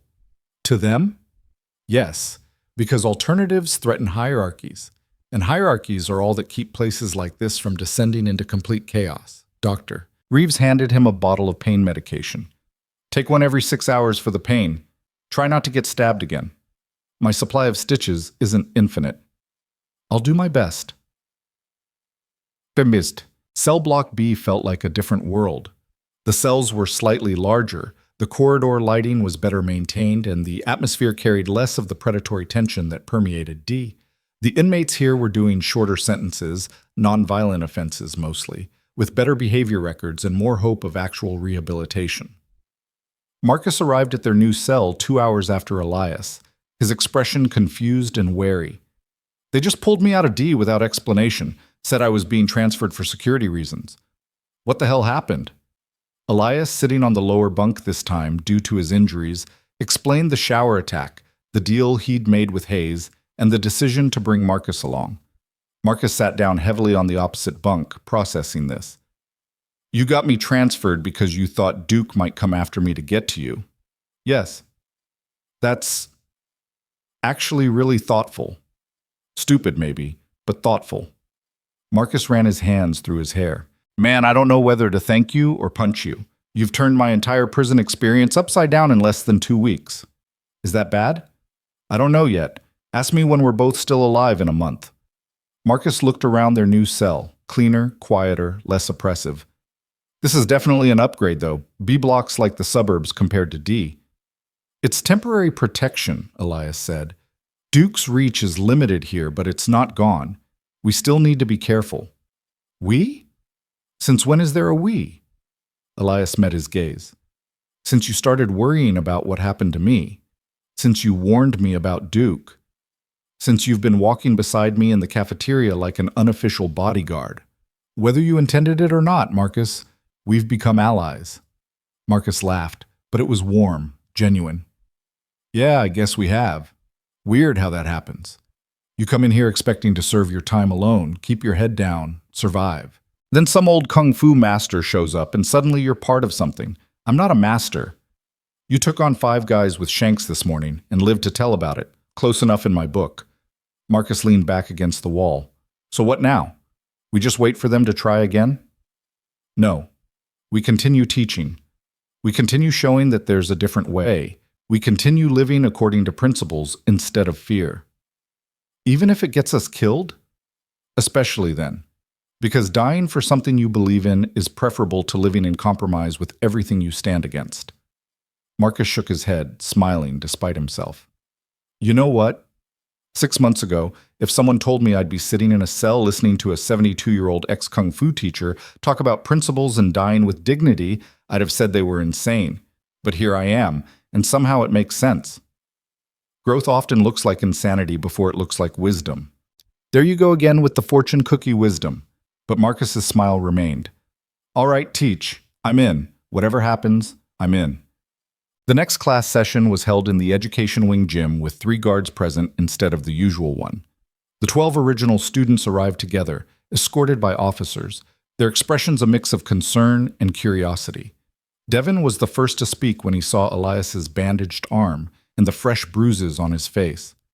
Mr. Monroe, we heard what happened. The whole prison's talking about it. Elias nodded, moving to the center of the mat with careful deliberation. Then you know that teaching discipline comes with risks, that standing for something means sometimes standing alone, and that violence finds those who challenge it. Are you okay? Another student asked. I'm healing. More importantly, I'm here. We have work to do. They settled into their positions, the familiar circle forming, but the energy was different today. These men weren't just curious anymore. They were invested. They'd seen their teacher attacked, had watched authority figures debate his fate, and had witnessed him show up anyway. Injured, bandaged, but present. Today we talk about fear, Elias began. his voice calm despite the pain medication wearing off. Fear is natural. It's designed to protect you, to alert you to danger, to prepare your body for action. But fear can also paralyze you, control you, turn you into something less than you are. He moved through a simple kata, modified for his injuries, demonstrating how technique remained effective even when compromise was necessary. What happened to me in the showers? That was fear made manifest. Men afraid of what I represent, afraid of losing power, afraid of change. They acted from that fear, and their actions were desperate, uncontrolled, ultimately ineffective. But they hurt you, Devin pointed out. Yes, they did. Fear can inflict damage even when it doesn't win, but pain is temporary. Principles endure. Elias stopped moving, facing them directly. I could have gone into solitary confinement, the warden offered. I would have been safe, isolated, protected, but I would also have abandoned this, abandoned you, abandoned the idea that teaching matters, abandoned the belief that change is possible. The room was silent, heavy with the weight of that statement. So I chose to be here instead. I chose risk over safety, presence over comfort, principles over survival. And I'm asking each of you to make a similar choice, not about physical danger, but about who you want to be. Do you want to be men defined by your worst moments, controlled by fear, living according to prison's brutal hierarchy? Or do you want to be something more? An older inmate named Gerald, who'd been quiet in previous sessions, spoke up. That's easy for you to say. You got skills, you can defend yourself. Most of us, we're just trying not to get crushed. You're right, Elias acknowledged. I have advantages you don't, but you have choices I didn't. You're younger, you have more time ahead of you, and you have the opportunity to build something new inside yourselves right now, today, in this moment. He gestured for them to stand. Pair up. We're going to practice something different today. Not strikes, not blocks, but awareness. Understanding space. Reading intention, anticipating movement. These skills won't make you fighters, but they will make you more conscious, more present, more alive in every moment. They worked through exercises focused on observation and reaction, learning to read body language, to sense shifts in energy, to respond without aggression. Elias moved among them, correcting form, offering guidance, treating each man with the patience of someone who genuinely believed in their capacity to grow. Officer Chen watched from his position near the door, noting the transformation in the room's atmosphere. These men weren't learning to fight. They were learning to be aware, to be present, to see themselves and each other as something more than inmates and numbers. When the session ended, the students left slowly, reluctant to return to their cells, to the environment that constantly reinforced their worst instincts. Devin lingered again, as had become his habit. Mr. Monroe, can I ask you something personal? Of course. Why'd you steal that money? I read about your case. You weren't poor, weren't desperate in the normal way. So why? Elias sat down on the mat, his injuries demanding rest. I was desperate in a different way. My wife was dying, and I had the means to help her, but not enough. So I took from others to save the person I loved most. It was wrong. It was criminal. And it betrayed everything I'd spent my life teaching. But you did it anyway. I did. Because in that moment, fear was stronger than principle. Fear of loss, fear of helplessness, fear of failing the one person who'd stood beside me for 40 years. Elias looked up at Devin. I'm not proud of it. I deserve to be caught and sentenced. But I learned something from it. That fear-based decisions always extract a cost. And that cost is usually higher than whatever we were trying to avoid. Devin sat down across from him. My mom got sick too. Cancer, like your wife. I couldn't afford treatment either, so I started dealing drugs. Figured I'd make enough to help her. Got caught 6 months in. She died while I was awaiting trial. His voice was flat, emotionless in the way of someone who'd told this story too many times. I was trying to save her, and instead I wasn't even there at the end. Elias met the young man's eyes, seeing his own grief reflected back. I'm sorry, Devin. Truly. Yeah, me too. But here's the thing. I get it now, what you're teaching. It's not about fighting or defending yourself. It's about making different choices, about not letting fear drive you into betraying who you're supposed to be. Exactly. Wish I'd had a teacher like you before I made my mistakes. You have one now. What you do with that opportunity is up to you. Devin nodded slowly, then stood and extended his hand. Elias shook it, feeling the calluses of a young man who'd worked hard, fought harder, and was now standing at a crossroads between who he'd been and who he might become. After Devin left, Marcus appeared from where he'd been observing from the corridor. That kid worships you. He worships the idea of redemption. I'm just the person who happens to be modeling it. Same thing, isn't it? Perhaps. Elias stood with effort, his body protesting every movement.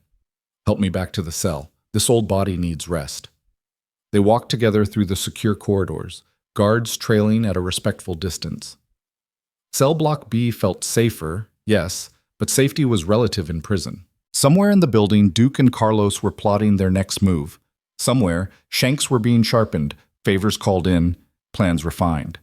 But in that moment, walking beside his unlikely friend, returning from a class where 12 men had chosen growth over violence, Elias felt something unexpected. Hope.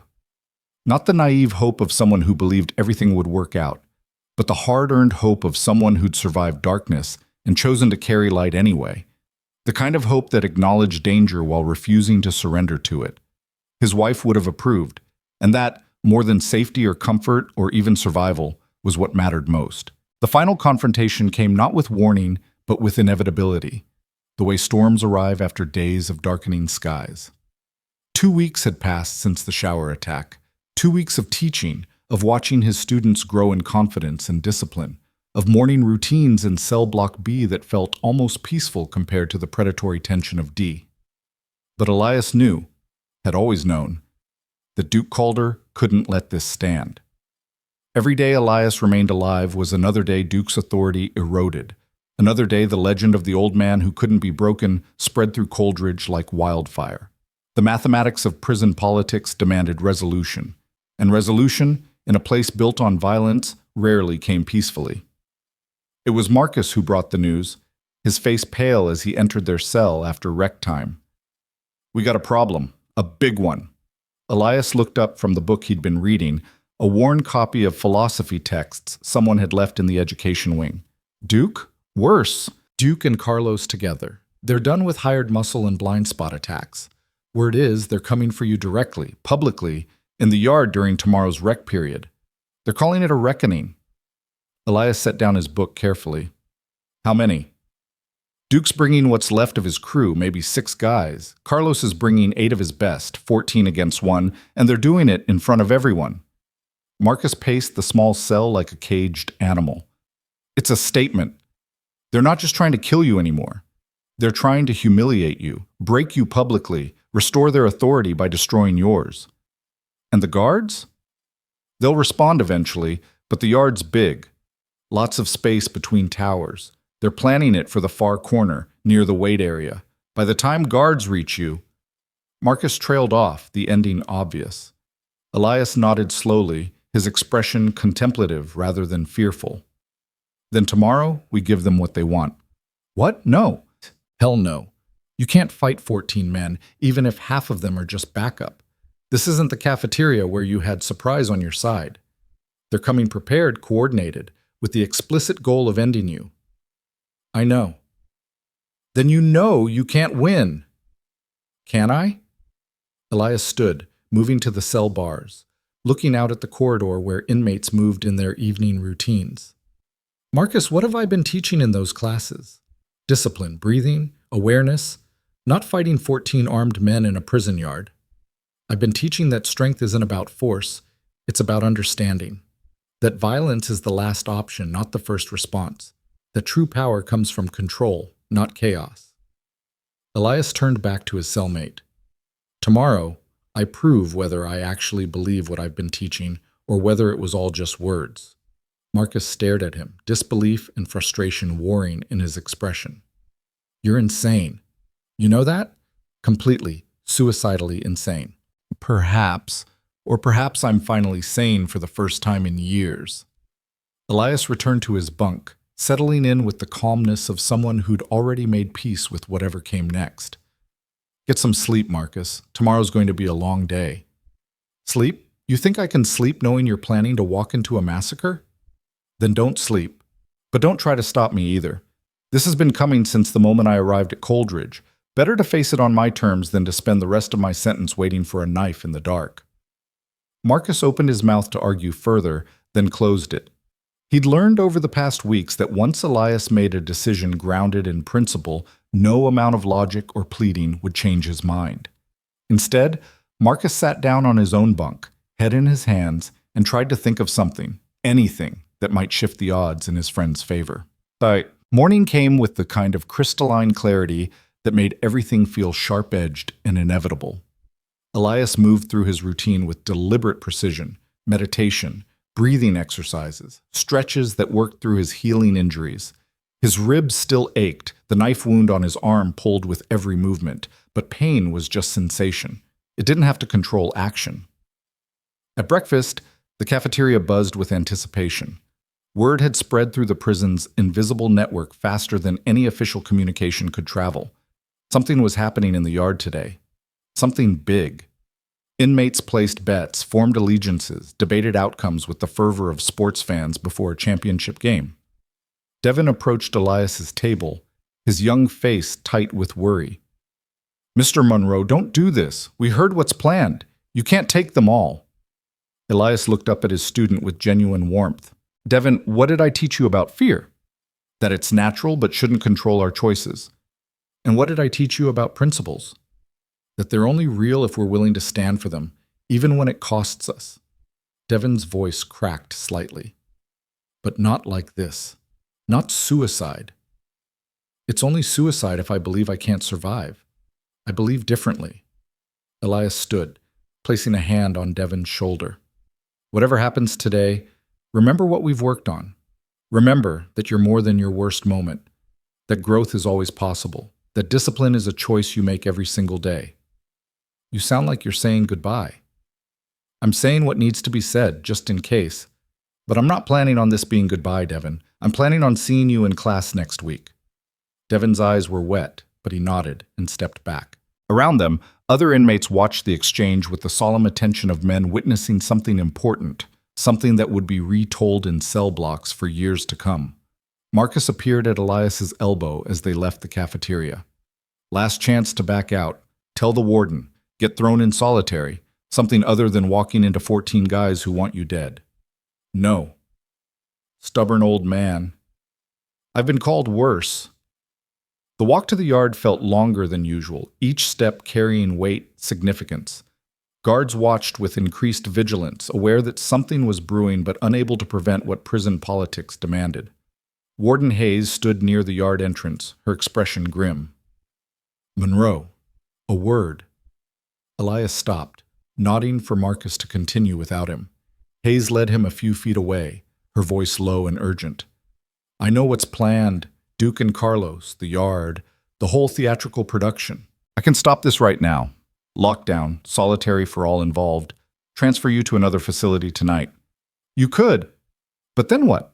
Duke remains in power, Carlos gets stronger, and every inmate in Coldridge learns that authority protects those who challenge the system, while the system itself stays broken." "Better than you dead." "Is it? Because from where I stand, Warden, my death teaching something valuable is preferable to my survival teaching nothing at all." Elias met her gaze steadily. "You told me weeks ago that you've been watching, waiting to see if principles and discipline could actually change this place. Today you get your answer. Either I prove it's possible, or I prove it's not. But at least we'll know."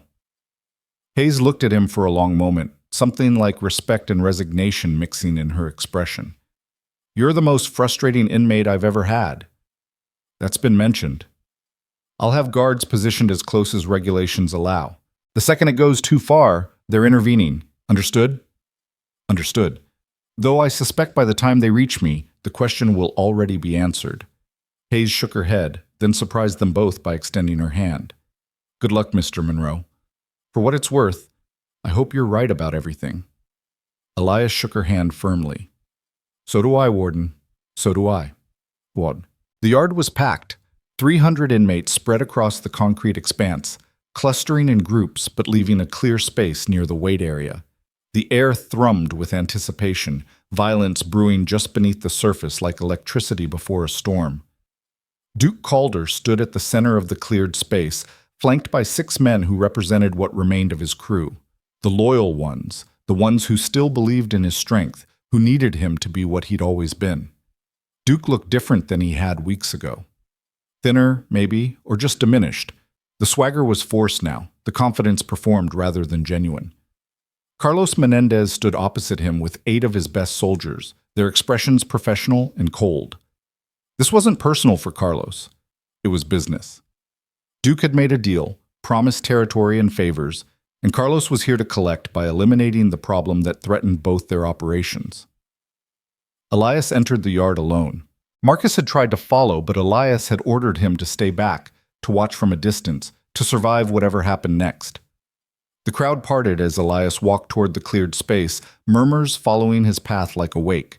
He stopped 10 feet from Duke and Carlos, his posture relaxed despite the 14 men radiating hostility around him. The guards in the towers shifted, rifles ready, but not raised. Protocol required them to wait until actual violence occurred before intervening, a bureaucratic nicety that could mean the difference between life and death. Duke spoke first, his voice carrying across the yard. "You should have left when you had the chance, old man.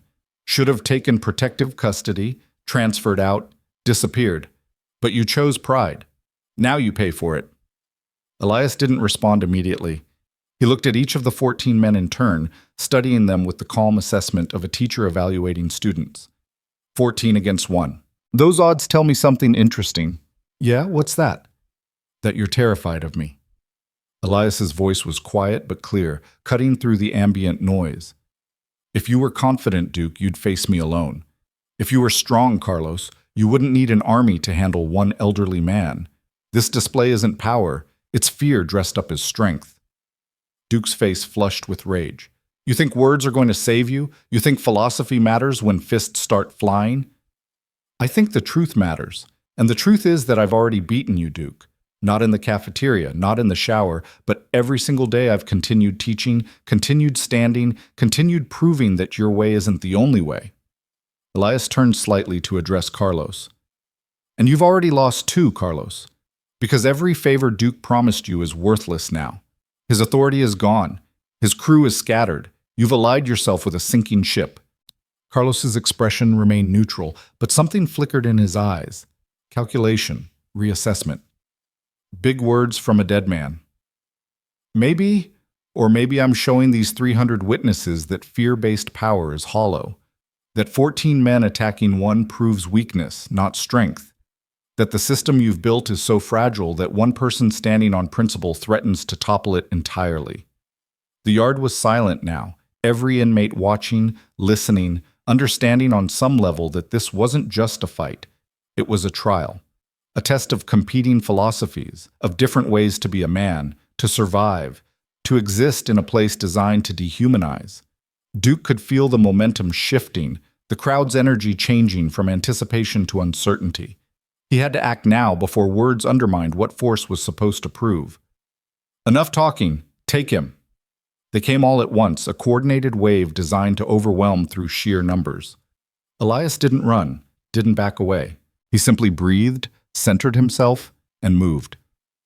The first attacker swung high.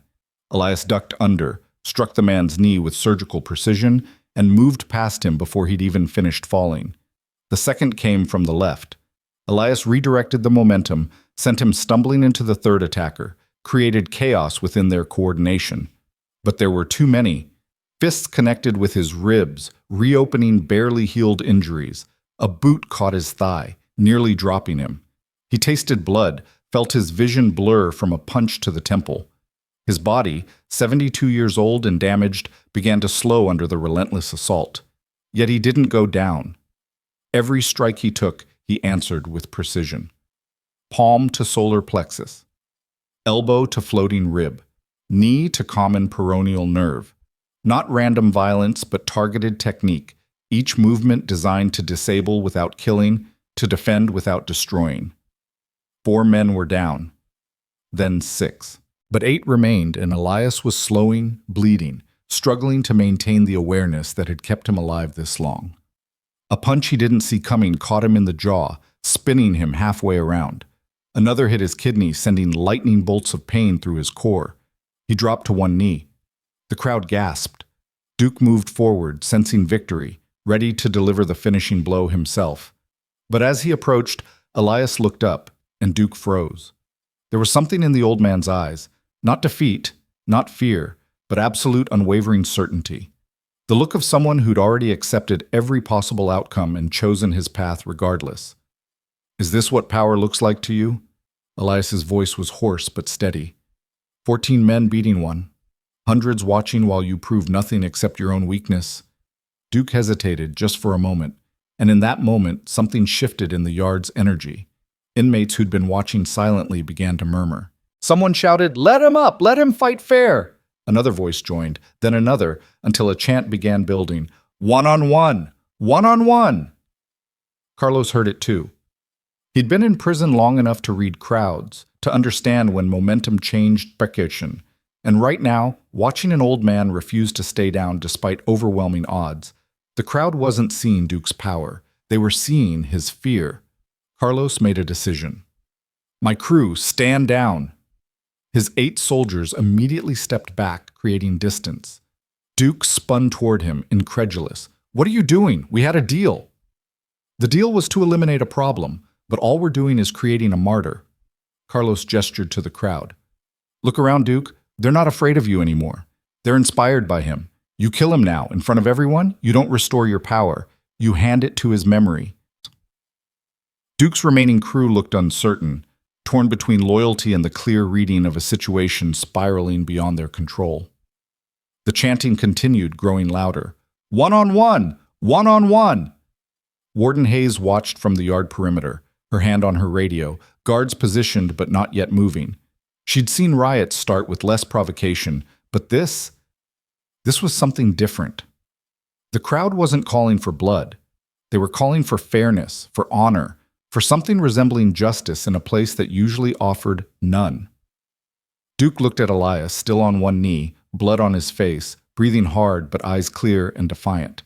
Then he looked at the crowd, at his crew's uncertain faces, at Carlos's strategic withdrawal. Everything he'd built was crumbling, not because of violence, but because of one old man's refusal to break. "Get up," Duke said finally, his voice tight with rage and something else. Maybe resignation, maybe respect. "Get up and face me, just you and me. No crew, no backup, no tricks. We finish this the way it should have started." Elias rose slowly, testing his balance, assessing his injuries. His ribs screamed protest. His vision swam. His body, pushed beyond its limits, begged for rest. But his mind remained clear, focused, present. "Just us," Elias agreed. The crowd pushed back, creating a wider circle. Carlos and his crew moved to the perimeter.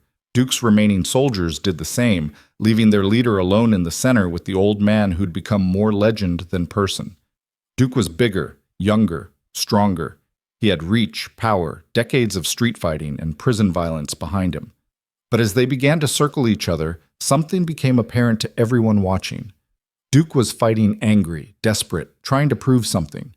Elias was simply present, breathing, observing, responding. Duke lunged with a haymaker designed to end it quickly. Elias sidestepped with minimal movement, let the punch travel past, and struck Duke's extended arm at the elbow. Not hard enough to break it, but enough to send nerve signals that made the arm go temporarily numb. Duke switched to his other hand, coming in with a combination: jab, cross, hook. Elias blocked the first, redirected the second, and absorbed the third on his shoulder, rather than his head. He countered with a palm strike to Duke's sternum, the same spot he'd hit weeks ago in the yard. Duke gasped, staggered back, the muscle memory of that first defeat flooding his system. They traded strikes. Duke's powered by rage and desperation. Elias's guided by 40 years of disciplined practice. The crowd watched in absolute silence now, witnessing something they'd never seen before. Technique overcoming brute force, age defeating youth, principle standing against violence. Duke was slowing. His punches, thrown with everything he had, were finding mostly air or redirected into angles that stole their power. Elias, Despite his injuries and exhaustion, moved with increasing fluidity, his body remembering patterns practiced 10,000 times, muscle memory taking over when conscious thought became too difficult. A kick from Duke. Elias caught it, swept Duke's standing leg, sent him crashing to the concrete. Duke rolled, came up swinging, but his movements were sloppy now, uncontrolled. Elias waited for the opening he knew would come, and when Duke overextended on a desperate right hook, Elias struck. It was the same palm strike that had started everything, precise, targeted, devastating in its simplicity. Duke's eyes went wide. His breath caught. His knees buckled, and he dropped to the ground for the second time in as many weeks, gasping, defeated, broken not by overwhelming force but by undeniable skill. The yard erupted, not with violence, but with something that sounded almost like celebration. Inmates cheered, shouted, slammed their hands against concrete in rhythm. Because they'd just witnessed the impossible. One man, old and injured and principled, standing alone against an empire and winning. Guards finally moved in, whistles blaring, but there was no riot to contain. The crowd was jubilant but controlled, energized but not violent. Warden Hayes reached Elias first, her expression somewhere between disbelief and vindication. "You did it," she said simply. "You actually did it." Elias swayed on his feet, adrenaline fading, pain flooding back in waves. Did what? Change the rules. Hayes gestured to the crowd, to Duke being helped up by his former crew members, who now looked at him with pity rather than fear, to Carlos standing with his arms crossed and a thoughtful expression. You just proved that discipline beats violence, that principle beats power, that one person standing for something can shift an entire system. I proved I can survive a fight, Warden, nothing more. No, Mr. Monroe. You proved much more than that. Hayes called for medical, then turned back to Elias. Every man in this yard just learned that the way things have always been isn't the only way things can be. That's revolutionary in a place like this. Elias looked around at the faces watching him, inmates who'd spent years accepting brutality as inevitable, violence as survival's only currency, fear as the price of existence. And in their eyes, he saw something he hadn't expected. Hope. Fragile, tentative, but real. Devin pushed through the crowd, tears streaming down his young face. You won. You actually won. We won, Elias corrected gently. Everyone who's been learning discipline, who's been choosing growth over violence, who's been believing that change is possible. We all won today. Marcus arrived, his expression a mixture of relief and exasperation. You insane, stubborn, magnificent old man. I can't believe you survived that. Neither can I, honestly. Elias allowed himself to lean on Marcus as medical personnel arrived.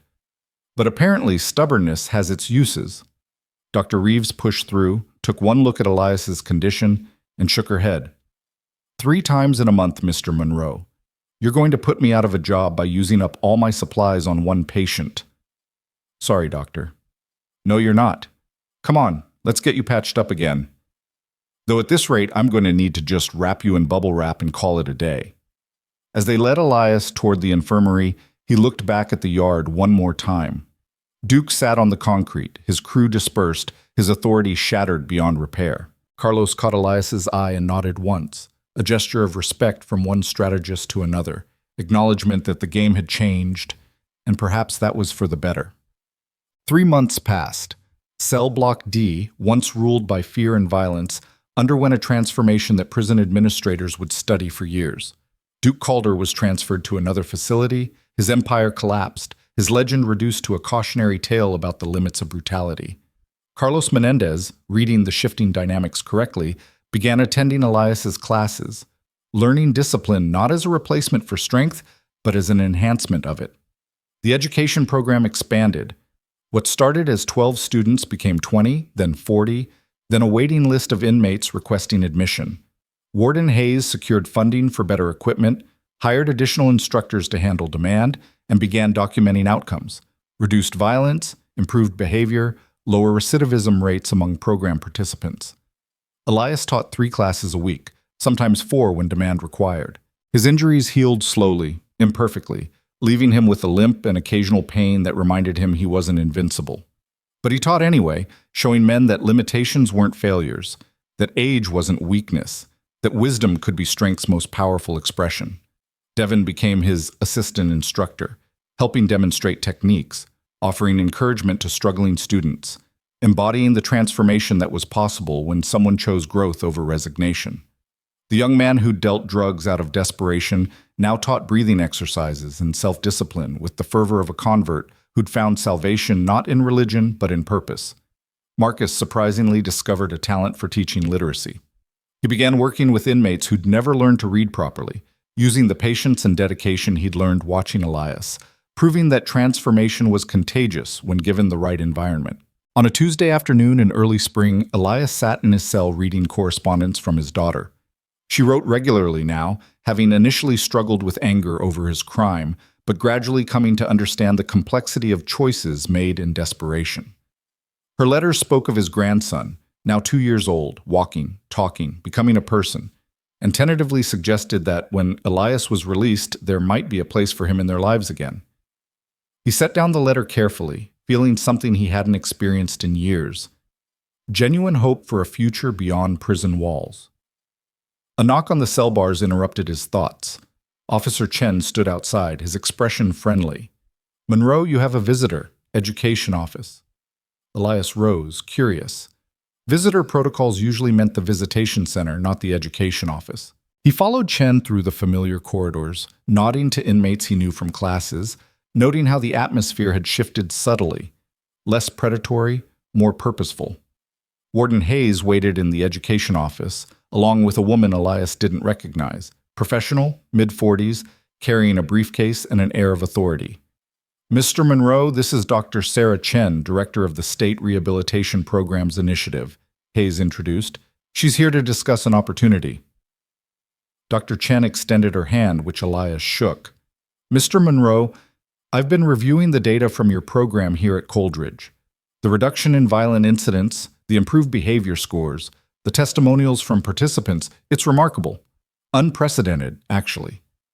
The students deserve the credit, not me. They chose to change. You gave them the framework to do so. That matters."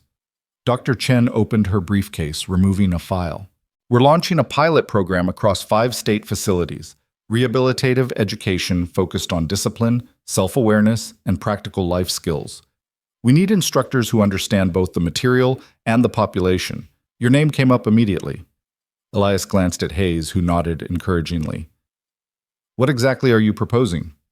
"Upon your release, which, according to the parole board review I've seen, should happen in approximately 4 months, we'd like to hire you as a lead instructor and curriculum developer. You'd travel between facilities, training other instructors, establishing programs, helping us replicate what you've built here." Dr. Chen smiled. "It pays considerably better than 40 cents an hour, and it comes with full benefits and the opportunity to genuinely change how we approach corrections in this state." Elias sat down slowly, processing this. "I'm a convicted felon. Most organizations won't hire people with my record. Most organizations aren't dedicated to prison reform. We specifically seek people who understand the system from the inside, who've made mistakes and learned from them, who can relate to the population we're trying to help." Dr. Chen leaned forward. "Mr. Monroe, you've proven that redemption isn't just theoretical. You've shown that people can change, that discipline and purpose can transform environments designed to dehumanize. That's exactly what we need." Warden Hayes spoke up. "I've already written a recommendation letter, so have 23 of your students, Officer Chen, and even Carlos Menendez, which surprised everyone." "Carlos wrote a letter?" He said, and I quote, "Monroe taught me that strength without discipline is just violence waiting to happen. That's a lesson worth spreading." Hayes smiled. "Coming from a gang leader, that's practically poetry." Elias looked down at his hands, weathered, scarred, but steady. These hands had stolen money in desperation, had defended against attacks, had guided students through movements that taught more than fighting. They'd built things, broken things, and now held the potential to shape something meaningful beyond prison walls. "When would I start?" he asked quietly. Dr. Chen's smile widened. "We were hoping immediately after release. There's a facility 3 hours north that's requesting a program launch in 6 months. You'd have time to develop curriculum, train instructors, and establish protocols. After that, we expand based on results. And if I fail, if the program doesn't work elsewhere, then we learn from it and adjust. But Mr. Monroe, given what you've accomplished here under less than ideal circumstances, I'm not particularly worried about failure. Dr. Chen extended the file to him. This is the preliminary offer. Review it, discuss it with your family, let us know. But I hope you'll say yes. Because what you're doing here, it's too important to stay confined to one prison. After they left, Elias sat alone in the education office, the file in his lap, his daughter's letter folded in his pocket. The window looked out over the yard where, months ago, he'd stood alone against 14 men and somehow survived. Where he'd proven that principles weren't just words, that discipline could overcome force, that one person standing firm could shift the foundation of an entire system. He thought about his wife, about the choices he'd made that led him here, about the price of fear-driven decisions and the cost of redemption. She'd always believed in teaching as the highest calling, in passing knowledge forward as the path to immortality. Maybe she'd been right all along. 4 months later, on a clear morning in July, Elias Monroe walked out of Coldridge Federal Penitentiary carrying a single bag of belongings and a folder of letters from students promising to stay in touch, to continue their practice, to remember what they'd learned. His daughter waited by her car, his grandson holding her hand. The boy looked up at Elias with curious eyes, and Elias knelt slowly, his rebuilt knees protesting but functional. "Hi there. I'm your grandfather." The boy studied him seriously. "Mama says you're going to teach people." "That's right." "What do you teach?" Elias thought for a moment, then smiled. "I teach that mistakes don't define us, that we can always choose to grow, that strength comes from discipline, not violence, and that standing for something, even when it's hard, even when it costs us, is what makes us human." The boy nodded, not fully understanding but sensing the importance. "That sounds good." "I hope so." Elias stood, meeting his daughter's eyes. They were wet, her expression complicated with grief and anger and tentative forgiveness. "Thank you for coming." "I almost didn't," she admitted, "but then I read the letters from your students, from the warden, from people whose lives you changed, and I realized that maybe people really can grow, can become something different than their worst moment. I'm going to spend the rest of my life proving you right." She hugged him then, brief but genuine, and they drove away from Coldridge toward a future that held teaching positions and rehabilitation programs and the hard work of helping broken men find wholeness. Behind them, in Cell Block D, Devin led a morning class for new students, teaching breathing exercises and basic stances with the patience of someone who'd learned from a master. Marcus sat in the library helping an inmate sound out words in a book, building literacy one letter at a time.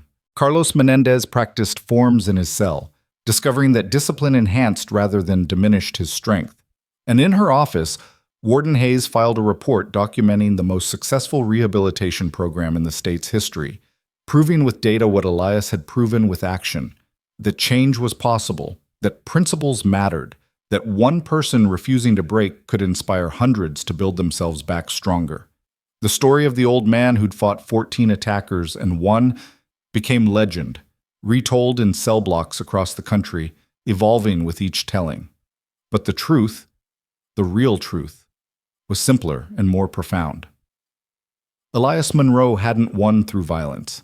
He'd won by refusing to become what prison wanted him to be, by standing for discipline when chaos was easier, by choosing principles over survival, by proving that the most dangerous man isn't the loudest or the strongest, but the one who never needed to prove anything at all. The one who knew, with absolute certainty, that strength without control was just cruelty, that fear-based power was hollow, and that true mastery meant teaching others to surpass you. As the car merged onto the highway, Elias looked back one last time at the prison that had tried to break him, and instead became the classroom where he'd learned his most important lesson. That redemption wasn't about erasing mistakes, but about choosing, every single day, to be something more than them. His wife would have been proud, and that was enough.